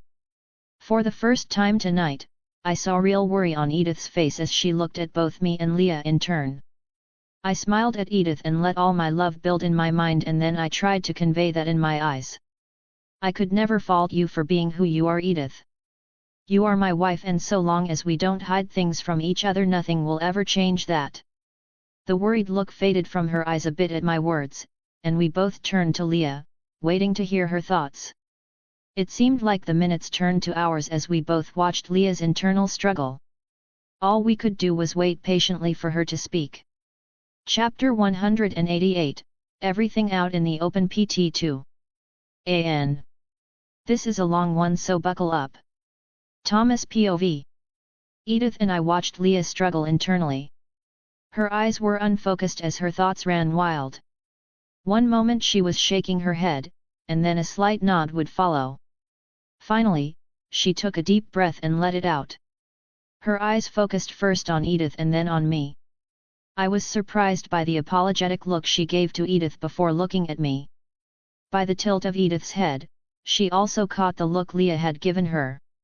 I don't even know where to start, Leah said, voice rough. Because if I start at the beginning, it sounds like I'm making excuses. And if I start at the end? Her mouth tightened. It sounds like I'm asking to be fixed. We're not here to fix anything, I said quietly.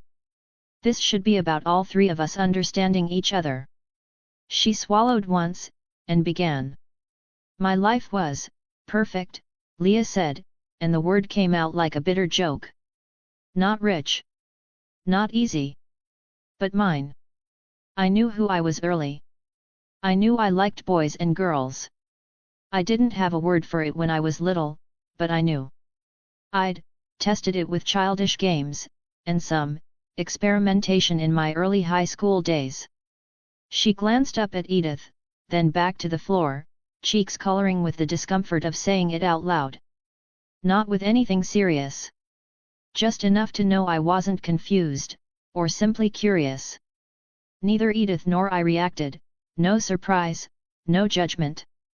Just honest attention. Leah's shoulders eased by a fraction, and she kept going. And then, late sophomore year, Sam happened. Her voice softened despite herself, like even saying his name pulled the memory forward. He wasn't loud. He wasn't like the other guys, trying to show off to get a quick score. He was steady. He looked at me like I mattered. Like I was everything he wanted in life. Her fingers tightened again, and her jaw set. And I fell. Hard. Leah's mouth twitched, humorless. The kind of stupid, whole body, whole life falling that makes you plan your future like it's already written. I stayed quiet. I could feel Edythe's attention shift, not away, but sharper, like she was bracing too. Leah stared at her hands. He loved me back, she said, and for a second, there was something raw and young in her voice. He did. It wasn't in my head. He was mine, and I was his, and it was perfect. She blinked fast, then continued as if she could outrun the emotion. We had plans. Marriage. College. Leaving Forks. Getting out. She gave a short laugh that held no joy. I used to lie in bed and picture it like it was a movie trailer. Us somewhere sunny. Somewhere that didn't smell like rain. Him cooking terrible food, me making fun of him, both of us laughing about it. Our children's smiles, a little boy with my eyes and his chin. A daughter that looked exactly like me, twins. Her voice dropped. Then he disappeared for 2 weeks. The air in the room changed. Leah lifted her head, eyes on me now, steady, daring me to flinch. 2 weeks, she repeated. No warning. No explanation. Just, gone. And when he came back, he wouldn't tell me anything. Her shoulders rose, then fell. A controlled breath. He was still there physically, but not really. Leah's eyes narrowed, remembering. He started holding parts of himself back like I hadn't earned them. Like I wasn't safe with the truth. She swallowed. And that's when the anger started. That word anger didn't sound big enough for what she meant. It wasn't normal anger, coming and going, Leah said. It was like something lit under my skin. All the time. Like I was walking around with a match in my chest, and anything could strike it. Her gaze slid to the side, toward the window, toward the night outside. I thought it was because of him. Because he was lying. Because I could feel him slipping away and I couldn't grab him fast enough. Her mouth twisted. I didn't know it was something else. Something in my blood waking up like a curse. She drew another deep breath and then returned her eyes to mine. I had to find an outlet for that anger or risk it hurting the people around me, so I went to the forest cliffs. There, I could let out all the emotions that were bottled up in me privately with no one witnessing me falling apart. Knowing what was coming next, I could only shake my head. But one time it turned out I wasn't alone as I thought. When I first caught a glimpse of you, Thomas, I thought for a brief second that my cries had brought a story to life. You looked just like the cold ones that our parents warned us about in fairy tales. Impossibly pale of skin and yet with an unworldly beauty. I pushed the thought away as a foolish story and struck out at you in anger. She let out a self-deprecating laugh. I returned to the half-life I was living, desperate for my cousin Emily, who was more of a sister to me, to come visit. She would help me sort everything out and give me a way to convince Sam I could handle anything he was going through. If he would just talk to me. I locked myself into place because I needed to fight the urge to comfort Leah as she bared her hurt and sorrow to us. I could see Edythe fighting the same urge. Our stories opened up our feelings and how they related to the others in the room. But this was Leah talking about the worst part of her life, and knowing what was coming made it all the harder to listen. Leah paused for a second to take a drink from the glass of juice in front of her. Then finally Emily came to visit. In fact, she was moving to town permanently, and Sam broke up with me the next day. No hesitation at all, he made it look easy. Like it was just a logical thing to do. He wasn't torn up about it, but almost eager to get it over and done with. It was just so easy for him. A tear fell from her eye, just one. She didn't seem to notice it. Like she was so used to crying over these thoughts, that it was normal for a tear to slide down her cheek. At that point, I think I was happy for the anger. It was easy to hide behind and used to keep people away. I heard about a group of city kids that came to the beach one day and had a half-baked thought of going there to hook up with one, to see if it would help me forget about Sam for a while. Before I knew it, I was there, at the beach, and lo and behold, guess who I run into? The weary shake of her head and half-smile didn't take away from the tear line still on her cheek. The giant white-haired pale man I had bitched out in the forest just recently. I studied him for a while. His strong-looking body, the short white hair ruffling in the breeze, I tried to remember what his voice sounded like but couldn't recall it clearly. This was someone who would make me forget about everything. There was so much new about him. I told myself as I started approaching him. Leah then looked at Edythe. But as I got closer, I saw the wonder on his face as he took in the ocean. That smile made my angry heart slow down, burn just a bit less. His eyes were picking things out and concentrating on them to the point I started looking where he was looking and trying to imagine what they meant to him. By the time I was standing next to him, he was looking at the small island off the beach. I smiled at the memory and said, Kalat. The name she had given me for the little island. She seemed surprised. You remember? I do, I replied as I kept my smile up. She seemed happy. I decided right there, after just a few words, that he had my interest. Not as a simple hookup, as I had planned when I first saw him there by the water. But as someone who could maybe show me that I was still desirable, and worth the right person's effort. But before I could begin figuring out how to connect with him, Sam and some other guys showed up. Just like that, all my anger was back, and I had to get away from there. So, I ran away like a coward. She paused and finished the last of the juice in her glass. Just as I moved to get up and refill it, Edythe already had it in her hand. I will be right back. And in a flash, she was gone, again not trying to hide who or what she was.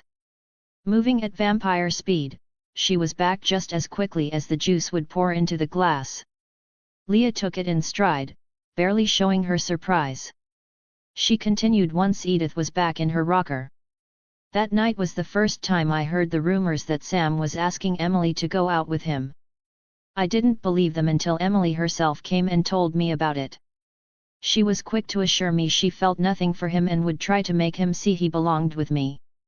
But over the next few weeks, I could see a change in her. Her lips told me one thing, but her eyes, they told me something very different. I started to take some of my anger out on her, just like everyone else. And then came the bear attack. She shifted in her seat.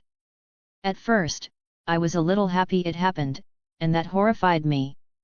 So, I started listening to every rumor, every story about what had happened. I was surprised to hear about the white-haired savior who happened to be hiking nearby when she was attacked. She laughed a harsh laugh for a moment. When I heard that, I actually got jealous at first. Gods, what a bitch I was being. Edythe was quick to share a personal observation. Edward and I have seen throughout the years that a person's first thought is rarely a good one. They tend to be selfish and selfing. But after a person has a chance to really think about things, they usually try to be better than that first impulse. So don't beat yourself up for being human, Leah. Leah just nodded and continued her story while looking at Edythe now. I ran into Thomas at the hospital while I was debating on checking on Emily. Well, he knocked on my window in the middle of that debate. Happily, I was relieved when he told me she would be okay, saved me from having to forgive her enough to talk to her. Shaking her head again, seeing Thomas at the powwow was a godsend. Just having him there to talk to was like a balm for my burning heart now that Sam and Emily were officially a couple. Until he told me he was leaving. I tried to hold on to the feeling of peace he brought me, but I was sadder than I expected to hear I wouldn't see him for a long time. She took a drink from the juice Edythe had brought her. I feel like I have been talking for hours. She glanced at the clock on the wall. I can't believe I haven't even been here for one yet. Knowing that the worst was still to come, Edythe offered, would you like to stop here and pick it up again later? Leah looked away, and I could tell she actually thought about it before shaking her head. I know this is a big information dump, but I feel like I have to get it all out at once. Nothing can move forward until I do. I understood what she meant, so I just waited for her to continue at her own pace. After a moment of gathering her thoughts again, Leah kept her eyes on Edythe. My next break in what I considered my day-to-day anger was you, Edythe. I was storming through the forest, mad at myself for taking my anger out on Seth over something stupid, when I thought I smelled something familiar. It reminded me of Thomas, but it turned out to be you. I think it was only my anger that stopped me from making a fool out of myself when I first saw you. So beautiful, so poised. Golden eyes and copper hair, along with a body that put most people to shame. Then you went off and started talking about my new favorite subject, Thomas. And again, I felt despair. I knew, from the way you talked about him, that I would be lucky to get a second look. I couldn't even protest. I just walked away carrying what I thought were new wounds on my dying heart. Edythe took on a thoughtful look. I wonder how things would have been different if I had looked into your mind that night in the woods. That's something we vampires do a lot. We have so much extra time and thought speed, we do a lot of what-ifs in our heads while the rest of the world is sleeping. We all got lost in that question for a moment. But then Leah continued her story once again. The next few months were a long, dull torture. Thomas was gone, and Sam and Emily were together. All the boys my age seemed to be putting together a club that was just for them, which obviously had to do with steroids because of how quickly they were growing. And the ever-present anger trying to turn me into a piece of charcoal.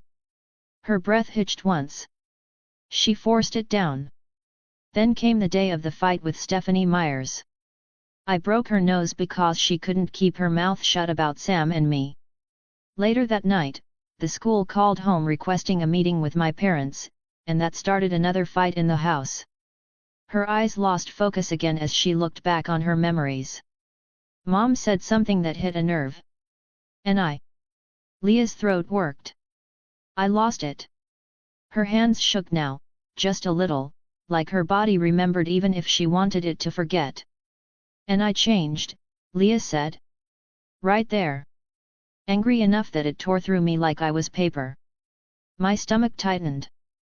I know the broad strokes of what comes next. But hearing it like this, it felt different. Like stepping into the crash site instead of reading the report. She stared at her lap. When she spoke again, it sounded like she hated every syllable.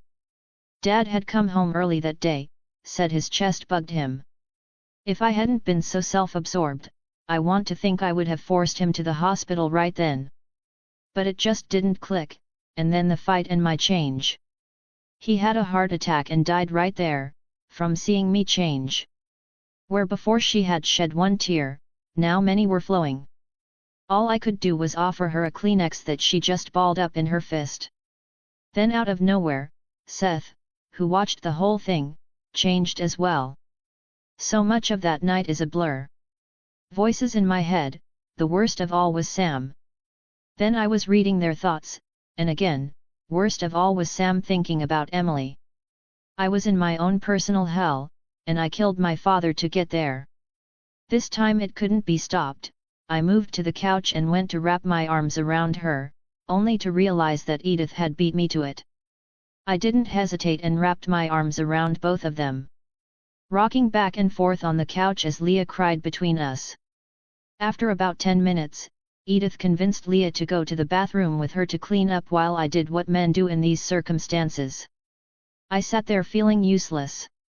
After topping off both glasses of juice, all I could do was wait. Not long after, we were all back in our original seats, and I was glad we were almost done. I hated seeing Leah like this. Knowing how she would react to pity, I just tried to show her I was there for her. Her voice was tired, but under control again. Leah continued, despite everything, I was a little comforted in a way now. I understood the anger, and I truly love the feeling of running as a wolf, how alive it makes me feel. Mom explained to me that what happened to Dad wasn't truly my fault. Tests showed that he was having multiple little heart attacks all day, it was only a matter of time for the big one. She was a nurse and wouldn't have been able to do anything about it in the end. I still feel guilty, though, and probably will forever. But I will live with it and make him proud. Leah again looked at Edythe sadly, besides, I had the perfect scapegoat now. All my troubles came from one source, the Cullens. If you hadn't returned, Sam would not have changed. I would be married to him by now, looking forward to leaving for college. My brother would still be a normal kid, and maybe just maybe we would have caught my dad's condition before it turned fatal. Oh, how easy it was to hate you all. Edythe looked like she wished she could cry. Unable to bear seeing that I cut in, I am not so sure of that, Leah. Having 3 nomads in the area would probably have started this whole thing much faster. It was only because the Cullens are peaceful that the shifter's blood woke so gradually. Leah nodded her head. Once I had all the information, I came to the same conclusion. But at the time it was so easy to have a target for everything that had gone wrong in my world. Then I heard you had come back, Thomas. I went with Jacob, desperate to imprint on you. There is a pull from you that I always felt, and after I first shifted, it just got stronger, even in my memories of you. That made me think I would imprint on you the next time I saw you. I hoped that since I had shifted, it would now activate, and I could have the clarity of loving you that Sam has for Emily. But it didn't happen, and that day I felt another pull I didn't understand. That came from you, Edythe. Leah locked her eyes on Edythe, who still looked like she wished she could cry. I am sorry I am hurting you, but we promised the truth, and even if I don't feel that way anymore, I still had to tell you that I once did. Edythe just nodded and continued listening. These last few months have been a roller coaster of emotions for me. Learning that cold ones actually exist. That there are other shifters out there, we know nothing about. This pull I have to you, Thomas. The stupid way my belly flipped when you showed concern for me instead of the pity so many others gave me. Admitting to myself that I wanted a relationship with you, even with the idea of imprinting in my head. She shook her head, it's a wonder I haven't gone mad. She took another drink of her juice. Then a call from you to meet up, she was again looking at Edythe. Only to find out that you were going to marry Thomas. Just as I was ready to fall back into despair, you planted the seeds of a three-way relationship in my head. That was a sleepless night. I wondered if that was the reason for the pull I was feeling from both of you now. She let out a sigh. By that morning, I had decided that I was willing. I just wasn't quite ready to go through with it right away, though. I would wait until after your wedding, maybe a month or two, and see if you came to me with the same idea again, or if you would change your mind and want him all to yourself after the wedding. But then you both danced with me at the wedding. How I wanted to tell you both everything then, but I stayed strong and left with Mom and Charlie. Focusing again on Edythe, your promise of a meeting just a few days later was the only thing that gave me that strength, Edythe. Leah then turned to look at me. That brings us to today, Thomas. Bringing you to the meeting tonight was me telling the elders in the pack that I was looking at you. It was me telling everyone there that I wanted to build a future with you. That I was staking my claim and intended to marry you one day. That is why the only people there were elders pack members and their prospective mates. This shocked me a bit, but just a bit. I thought it was something like that, but now I know. It also made me just about laugh out loud that Jacob brought Bella. Bet he didn't tell her the meaning either. But there was a more important question to ask right now. And how will the tribe take that with me being already married to Edythe? Leah took a breath. Some will think that I am simply after a strong husband. Some will think I am trying to save you from the bad influence of the Cullens and bring you closer to the tribe. A few others will probably think I am doing it to get a rise out of Sam. Regardless, they are all wrong because they only saw you and me tonight. What I am actually doing is following the pull I have towards both of you, and the only way I can do that is to be with you both. If you will have me. Edythe spoke first. I think we have both told you how we feel already, and nothing you have said since then has changed my mind. I don't speak for Thomas, but I am willing to bet he feels the same way. But there is one more thing I want to go over, so when it's brought up later, you don't think I held back. Another reason I want you to join our relationship is I cannot have children obviously, and I think that's something Thomas will want one day. I had opened my mouth to assure Leah that I was willing to try adding her to mine and Edythe's relationship, but when I heard Edythe's last words, my mouth snapped shut. Leah first looked worried, but then seemed to remember something and nodded. If not for Ilarime's books, I would be afraid of disappointing you. I have not had a monthly cycle since my first change, but she wrote that she had stopped having them as well, but still became pregnant. Thomas being here is proof that she was right. I raised my hand in a calming gesture. Let's slow down a bit there. We are just getting our feet under us about starting this three-way relationship. It is way too early to think about children just yet. Edythe smiled. I know, but it was important for me to bring it up now. I don't want Leah to think I hide anything from her later on. Then Leah added, besides that. Granted, I am not a virgin, but I still want to take this slow. I don't want sex to be a bandage or used to prove something other than our own feelings. Edythe laughed. No worries there, Leah. Thomas has some amazing things he can do to you before sex. He kept me at bay for nearly a year using tricks so our first time would be on our wedding night, and I was really pushing for it to be earlier than that. I blushed a bit at Edythe's words. Well, it is getting pretty late, Leah. Would you like me to take you home? Leah's voice came out small, but it was hers. I don't want to leave tonight only to wake up in the morning and feel like this wasn't real. Edythe's eyes softened. Then don't go, stay with us tonight. Leah looked at both of us for a minute before nodding. Wow! Would it be too much to ask to cuddle? I miss being held, not for protection, but because someone wants me. My chest tightened. I nodded once. Then I looked at Edythe. You okay with that? With all three of us in the same bed. Edythe's smile was quiet and sure, it should be big enough to cuddle. Leah is between us. But, if it's not pushing too much tonight, I would like a good night kiss, from both of you. Leah's eyes widened, then she swallowed hard, but she didn't say no. Which told me everything. I stood slowly, giving Leah time to change her mind if she needed to. She didn't. I held out my hand again. This time, she took it without hesitating. Chapter 189, A Sinister Smile. Thomas POV. Edythe and I were at the Cullen house, visiting for the first time in a while. My mind was still a little unfocused about everything that had happened, getting used to married life, then Leah joining our relationship, so I figured I could be forgiven for my current muddled thoughts. The big news that had my brain stuttering. Bella and Edward were getting married.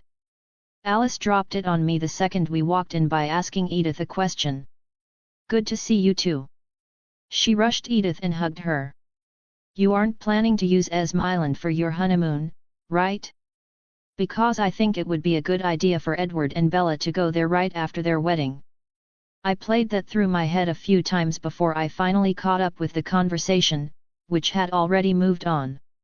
It's been accepted that Bella will make the change and join our family, Alice was telling Edythe, but she really wanted Edward to be the one to change her. He'd only do it if she married him. Honestly, I think he was hoping to delay her a few years with that condition. Alice gave us a conspiratorial wink. But I can see that she is going to turn it around by asking for. She flicked me an appraising look. Intimacy. Bella wants to have some experiences before the change, and she's hyper-focused on feeding through her newborn stage. I refused to follow that thought too far. Was this the reason Edward hadn't been looking very happy with me lately? Would I be giving him the same look after his wedding night? Probably. Alice continued anyway. They just need to settle on a date. She isn't even wearing the ring full-time yet. I swear they have no concern for those of us trying to plan things out in advance. Edythe looked thoughtful for a moment. I bet she starts wearing it after graduation, so she doesn't have to deal with all the rumors. You know how she hates the extra attention. So just a few more days for that. And, knowing her aversion to being much older than Edward's physical age, I bet she won't wait for her next birthday. Late spring or early summer. Let's plan for that. Esme walked over and joined us, sitting next to Edythe and hugging her. We should hold off any more wedding talk until Rosalie is done working on her car. She'll be put out if we plan too much without her, even if she pretends not to be. Yes, Mom, Edythe said, and hugged Esme back, hard. I've missed you. It feels strange to be so close and not be here with everyone. Esme tucked a strand of hair behind Edythe's ear. You can come over any time, love. You know that, but you have your own life to live now. Come help me cook. Emmett brought back some fresh bear meat from his last hunt. She looked at me. How hungry are you, Thomas? I found a recipe for a bear stew I think you'd enjoy. Even though I'd eaten recently, my mouth still watered. I could always eat, especially if you're cooking. And anything left over I'll take home, so thank you in advance. She smiled, and she and Edythe moved to the kitchen. I looked back at Alice. Where is Emmett anyway? She gave a short laugh. He is playing carjack right now.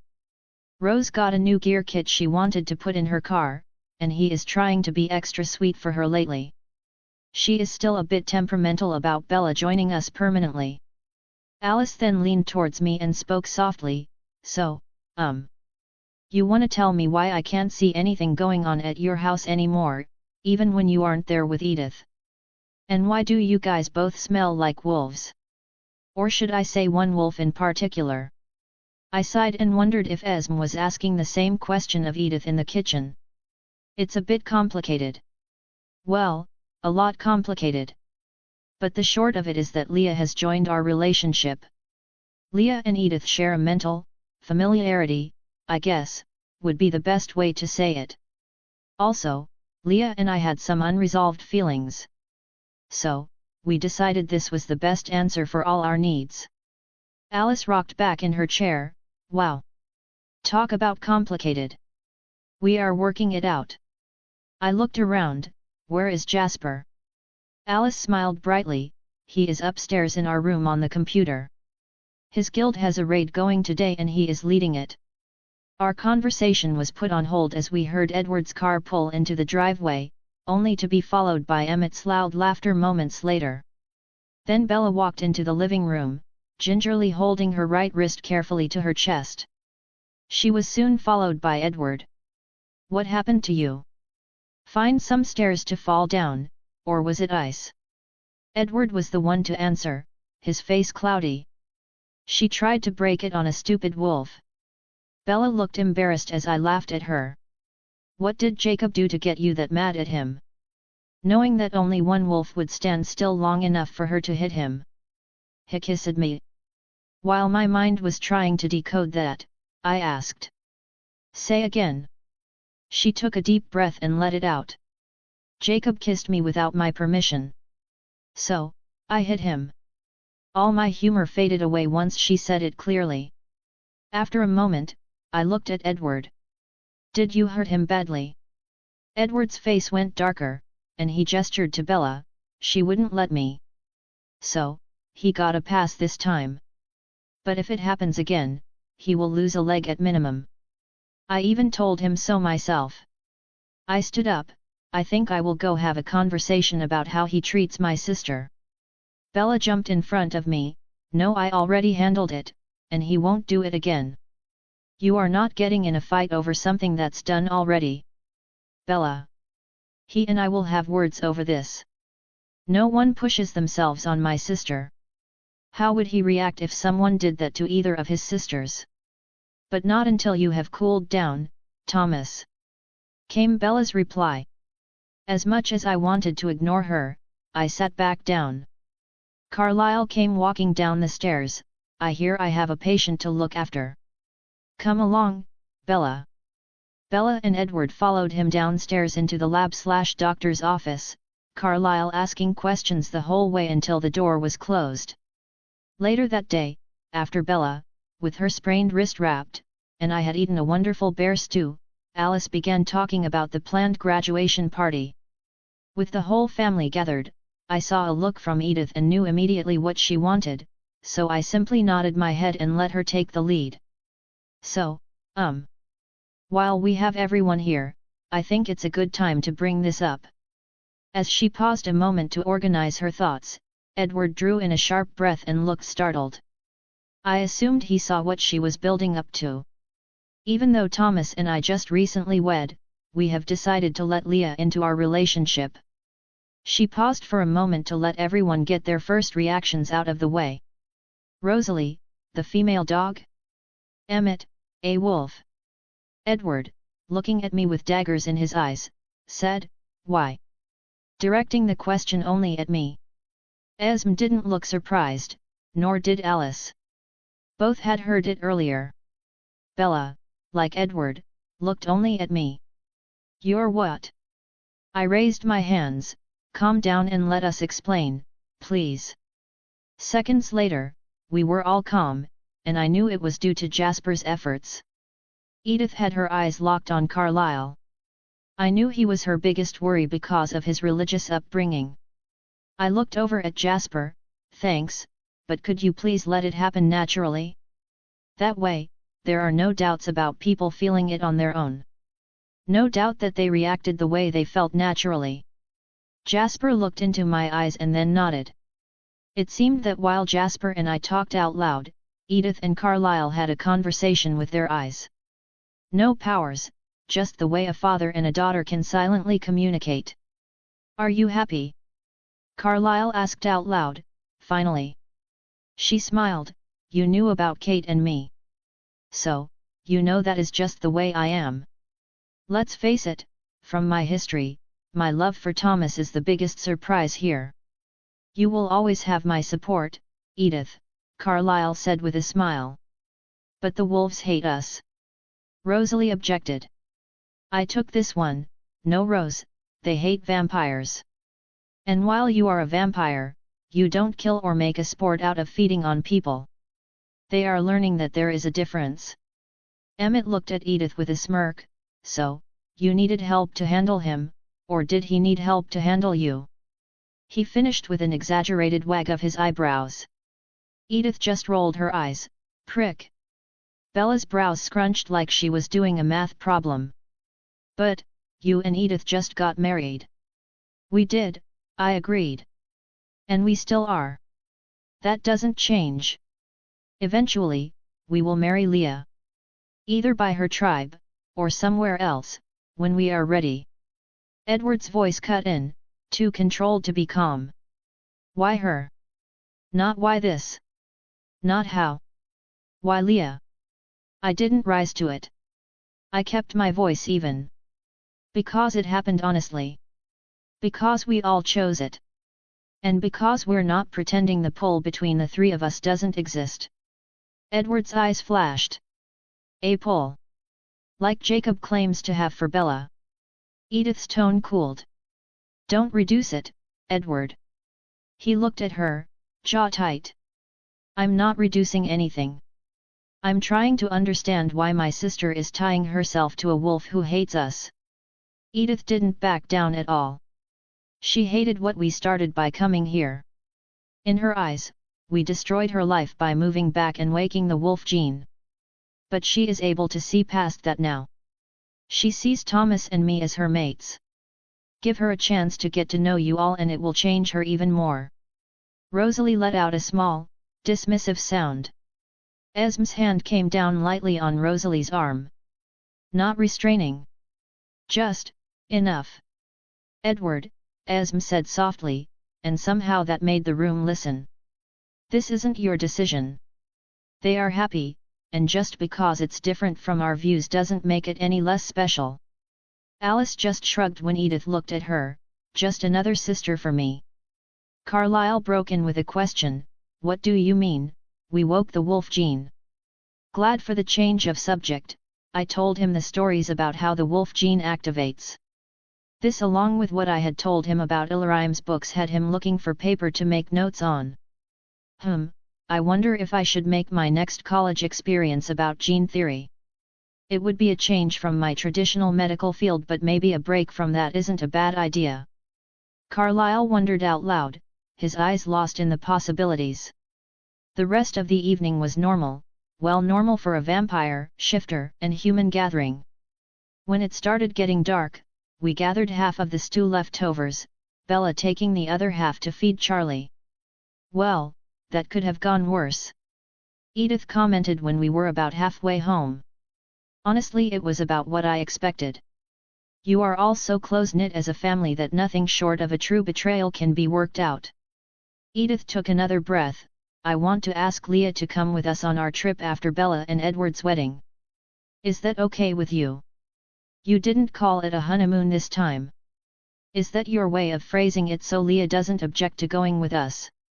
You know, if I call it a honeymoon, she will not go. Thinking that she would be interrupting us, no matter what we say. So, if a little word change increases my chances of convincing her to go, it's a no-brainer. I laughed.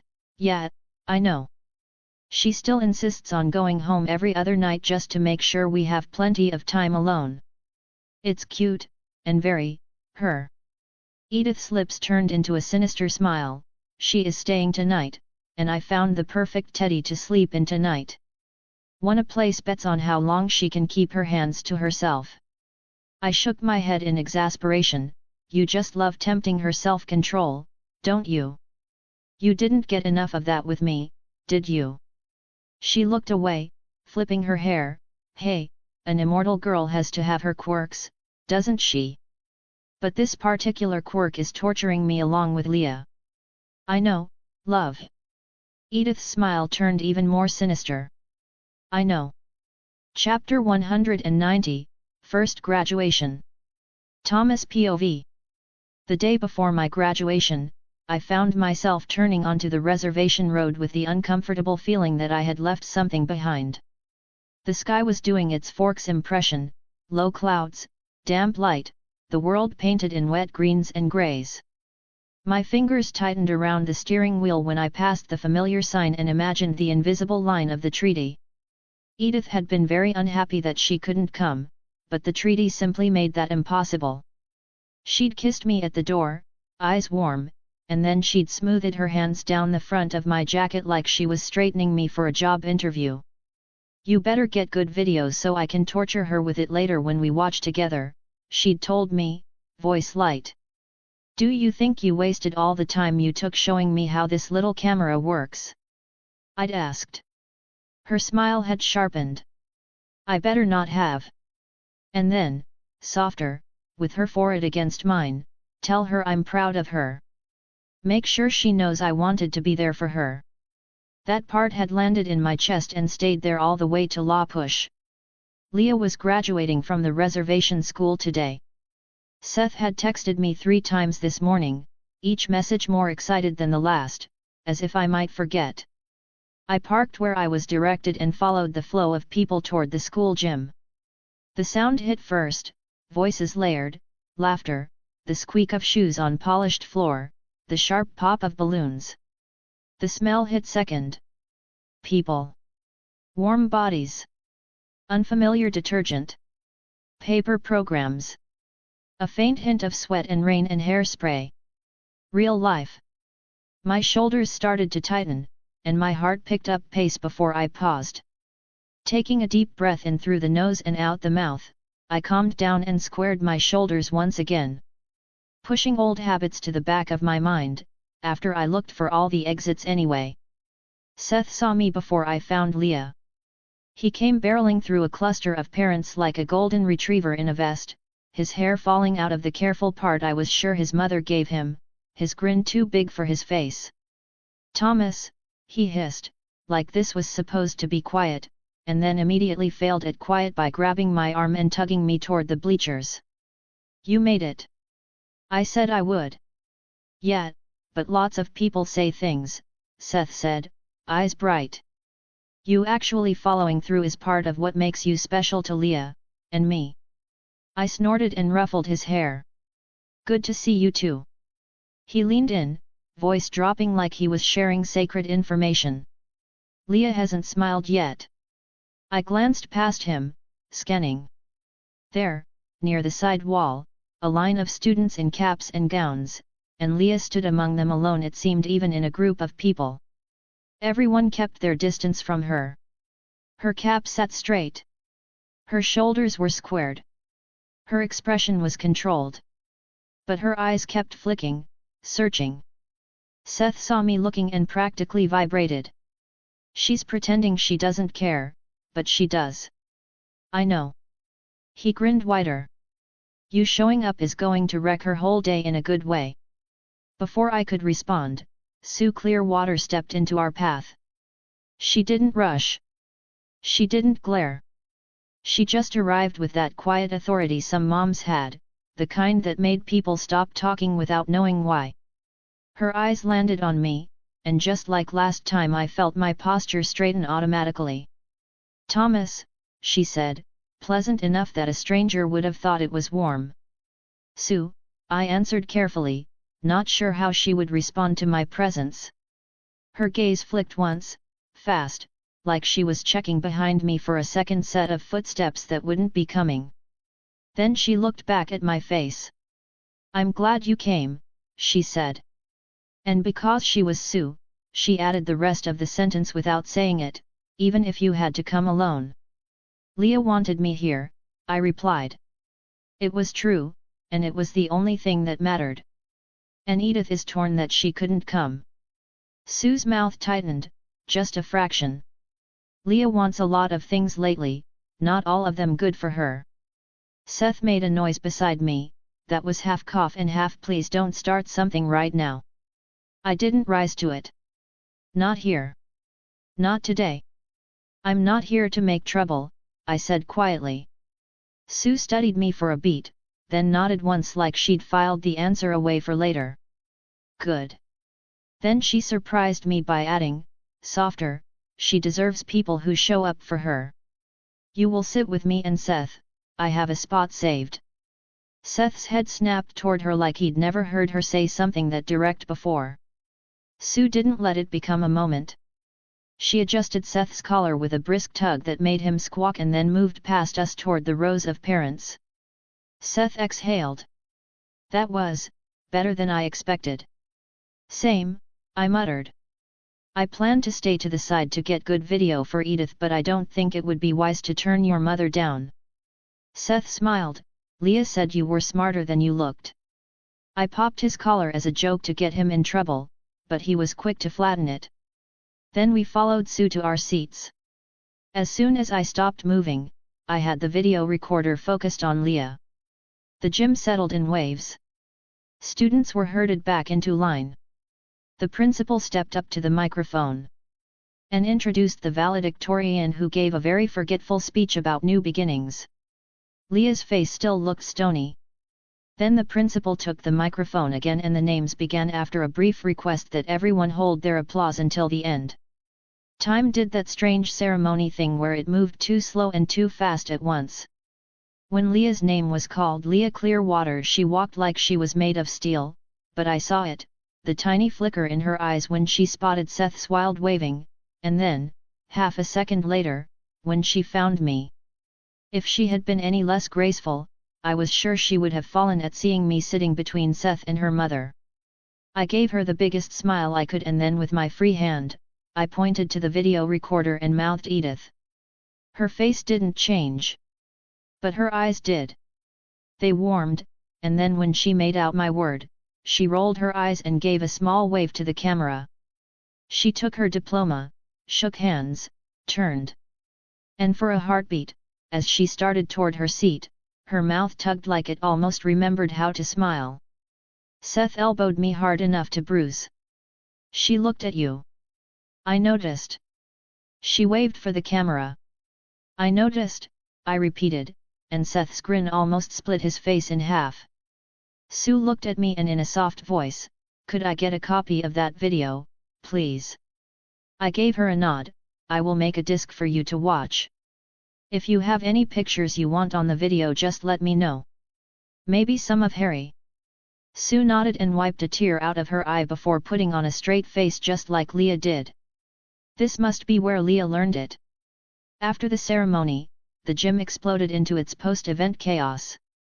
People surged toward the graduates, hugs and photos and flowers. Seth disappeared into a dogpile of relatives and pack members. Leah moved with purpose toward the exit like she was trying to outrun the attention. Specifically avoiding groups with pack members.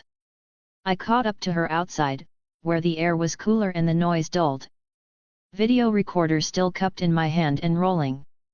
I could cut the useless stuff out later and didn't want to miss any good stuff because the camera was off. Hey, I said. Trying to avoid someone. She turned. Still in cap and gown. Still composed. But her eyes were sharper up close, like she was holding something in. The fake congratulations from people who turned their backs on me or kicked me when I was down. All the crap about letting school things go now that we were adults, it turned my stomach. I pulled her into a hug. Those people don't matter today. Your mom, your brother, and the pack. They are all here for you. You are here for me, it means a lot. After spending all morning convincing Edythe that no layer of disguise would work, I am surprised I made it on time. She chuckled. She didn't. Oh. You have no idea. She tried to cover her smell so many different ways she still smelled wrong when I left. That got me an actual laugh, not one of her guarded ones either, but a carefree laugh. Music to my ears. She pulled back from my embrace and took a deep breath. Let's get back in there before Seth finds us. I can't wait to hear him cry when I point out that he still has school after the summer and I'm done. I'll pay money to see that. Then I held up the video recorder. If I capture it, then it will never go away. We can even make it the start of his graduation video one day. She grinned sinisterly, one I noted that looked remarkably like Edythe's. Let's go find him then. Before she moved too far away, I grabbed her up in a hug again. Edythe and I are both very proud of you. With all that happened this year you could have walked away, and no one would have been able to blame you for it. Her body stiffened up and then she relaxed. In a thick voice she said, "Thank you, Thomas. Having you here really matters to me." We walked around to where everyone was gathering and moved to the group that had Seth and Sue in it. I expected Leah to hesitate a bit before going that way, because Sam and Emily were there also. They were giving their congratulations to Jared when we joined them. I think everyone was a bit surprised to see her walk up, but no one made a big deal out of it. Jared, with his arm wrapped around Kim, was the first to speak to her directly. "Well, Leah, this part is over. You still thinking of going to school to become a veterinarian?" Leah nodded, "I do, but I may take a year off first. Maybe travel a little." She took my hand. "We are still talking about it." Sam spoke up, "The reservation could use more vets. Plenty of choices nearby for that too, so it won't interfere with your duties to the pack." Emily placed her hand on Sam's shoulder, the scar on her arm standing out. "That's for later, Sam. Today is about graduating." She turned her gaze on Leah. "Congratulations, Leah. I am happy for you." Her words felt ambiguous. Was she talking about me and Edythe or being done with school? Leah's mouth barely moved. "Thanks." It wasn't warm, but it wasn't sharp either. That was progress, in Leah language. Sam cleared his throat, trying to work past the awkwardness he had brought about earlier. "You did good," he said, voice low. "You worked hard." Leah's jaw tightened, and her hand tightened on mine. "Yeah," she answered. "I did." Seth, who'd been vibrating with excitement since the ceremony ended, barreled into the opening like it was his job. "She did amazing," he announced, and then threw an arm around Leah's shoulders with the casual confidence of someone who hadn't learned to fear her bite. "And she didn't trip, which is honestly impressive because she's like 80% rage and long legs." Leah elbowed him in the ribs. Seth didn't even flinch. "Ow. Love you too." A few people laughed. Even Paul's mouth twitched. Sue stepped forward before Leah could retreat back into her shell. She held a bouquet of flowers, simple, local flowers, nothing fancy, but she offered it like it was the most natural thing in the world. Leah stared at it like she didn't know what to do with something that gentle. "Mom," she muttered. Sue didn't let the moment drift away. She lifted her chin, eyes on Leah's face, and her voice went soft in a way that made my chest tighten. "Your dad would be proud of you," Sue said. "So proud." It landed like a stone in still water. Leah went very still. For a second I thought she was going to snap, deny it, deflect it, turn it into a fight just so she wouldn't have to feel it. Instead, her throat worked. Her eyes shimmered, fast and angry, like she hated her body for reacting. "Yeah," Leah managed, and it came out rough. "Yeah. I know." Sue's hand rose like she was going to touch Leah's cheek, then stopped, respecting the invisible boundary her daughter always carried. So, she settled for squeezing Leah's shoulder once. "Firm. Real." Seth's grin faltered, just a little, and he shifted closer to Leah's other side like he was making sure she didn't have to stand alone inside that sentence. Leah blinked hard and looked down at the flowers. "Thanks," she said again, quieter this time, and somehow it meant more. Sue nodded once and then, because she was Sue, she immediately moved the moment along before it could drown her daughter. "Pictures," she announced, brisk as a nurse. "Before everyone disappears." A ripple of agreement went through the group. Phones came out. Seth made a big show of straightening Leah's cap even though it was already perfect, and Leah shoved him away with a hand that was gentler than her usual. "Quit fussing," she muttered. "You love it," Seth said, cheerful and lying. Leah rolled her eyes, then her sinister smile was back. "I love that I don't have to come back next year while you still have 2 left, little brother." Seth's face fell as he realized she was right.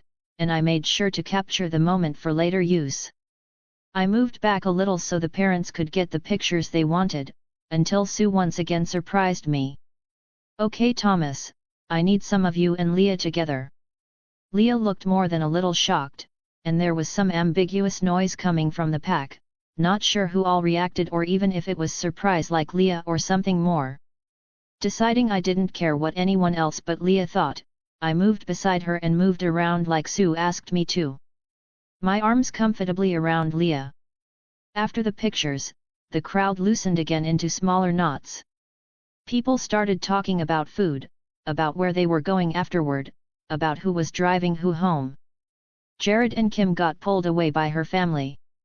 Paul started arguing with Quill about who was faster now that school was over for some of them. Embry made a crack about graduation meaning more time for ABS, and got punched lightly in the arm for it. Sam and Emily drifted back toward the pack without making it a thing. Leah watched them go. Her face stayed composed.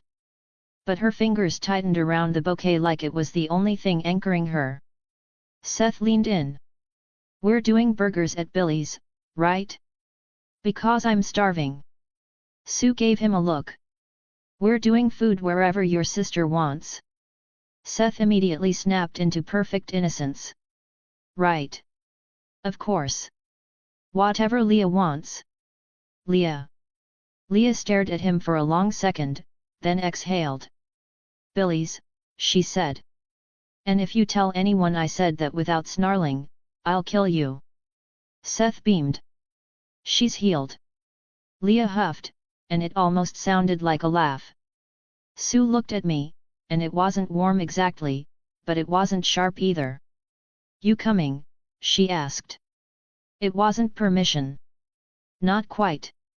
But it was allowance. I nodded. "If Leah wants me there." Leah didn't look at me when she answered. "Yeah," she said, like it was obvious. "He's coming, and after. He and I are going to spend the evening with Edythe. I have no interest in watching the boys see how much they can drink before passing out." Sue nodded, though she looked like she wanted to say something. Happily, she held it in, after giving me a warning look, and we all headed to Billy's house. There will be no chapter release until Wednesday, March 11th, next week. Getting on a plane for an interview that will take most of this week. See you then. New chapter is coming soon. Write a review.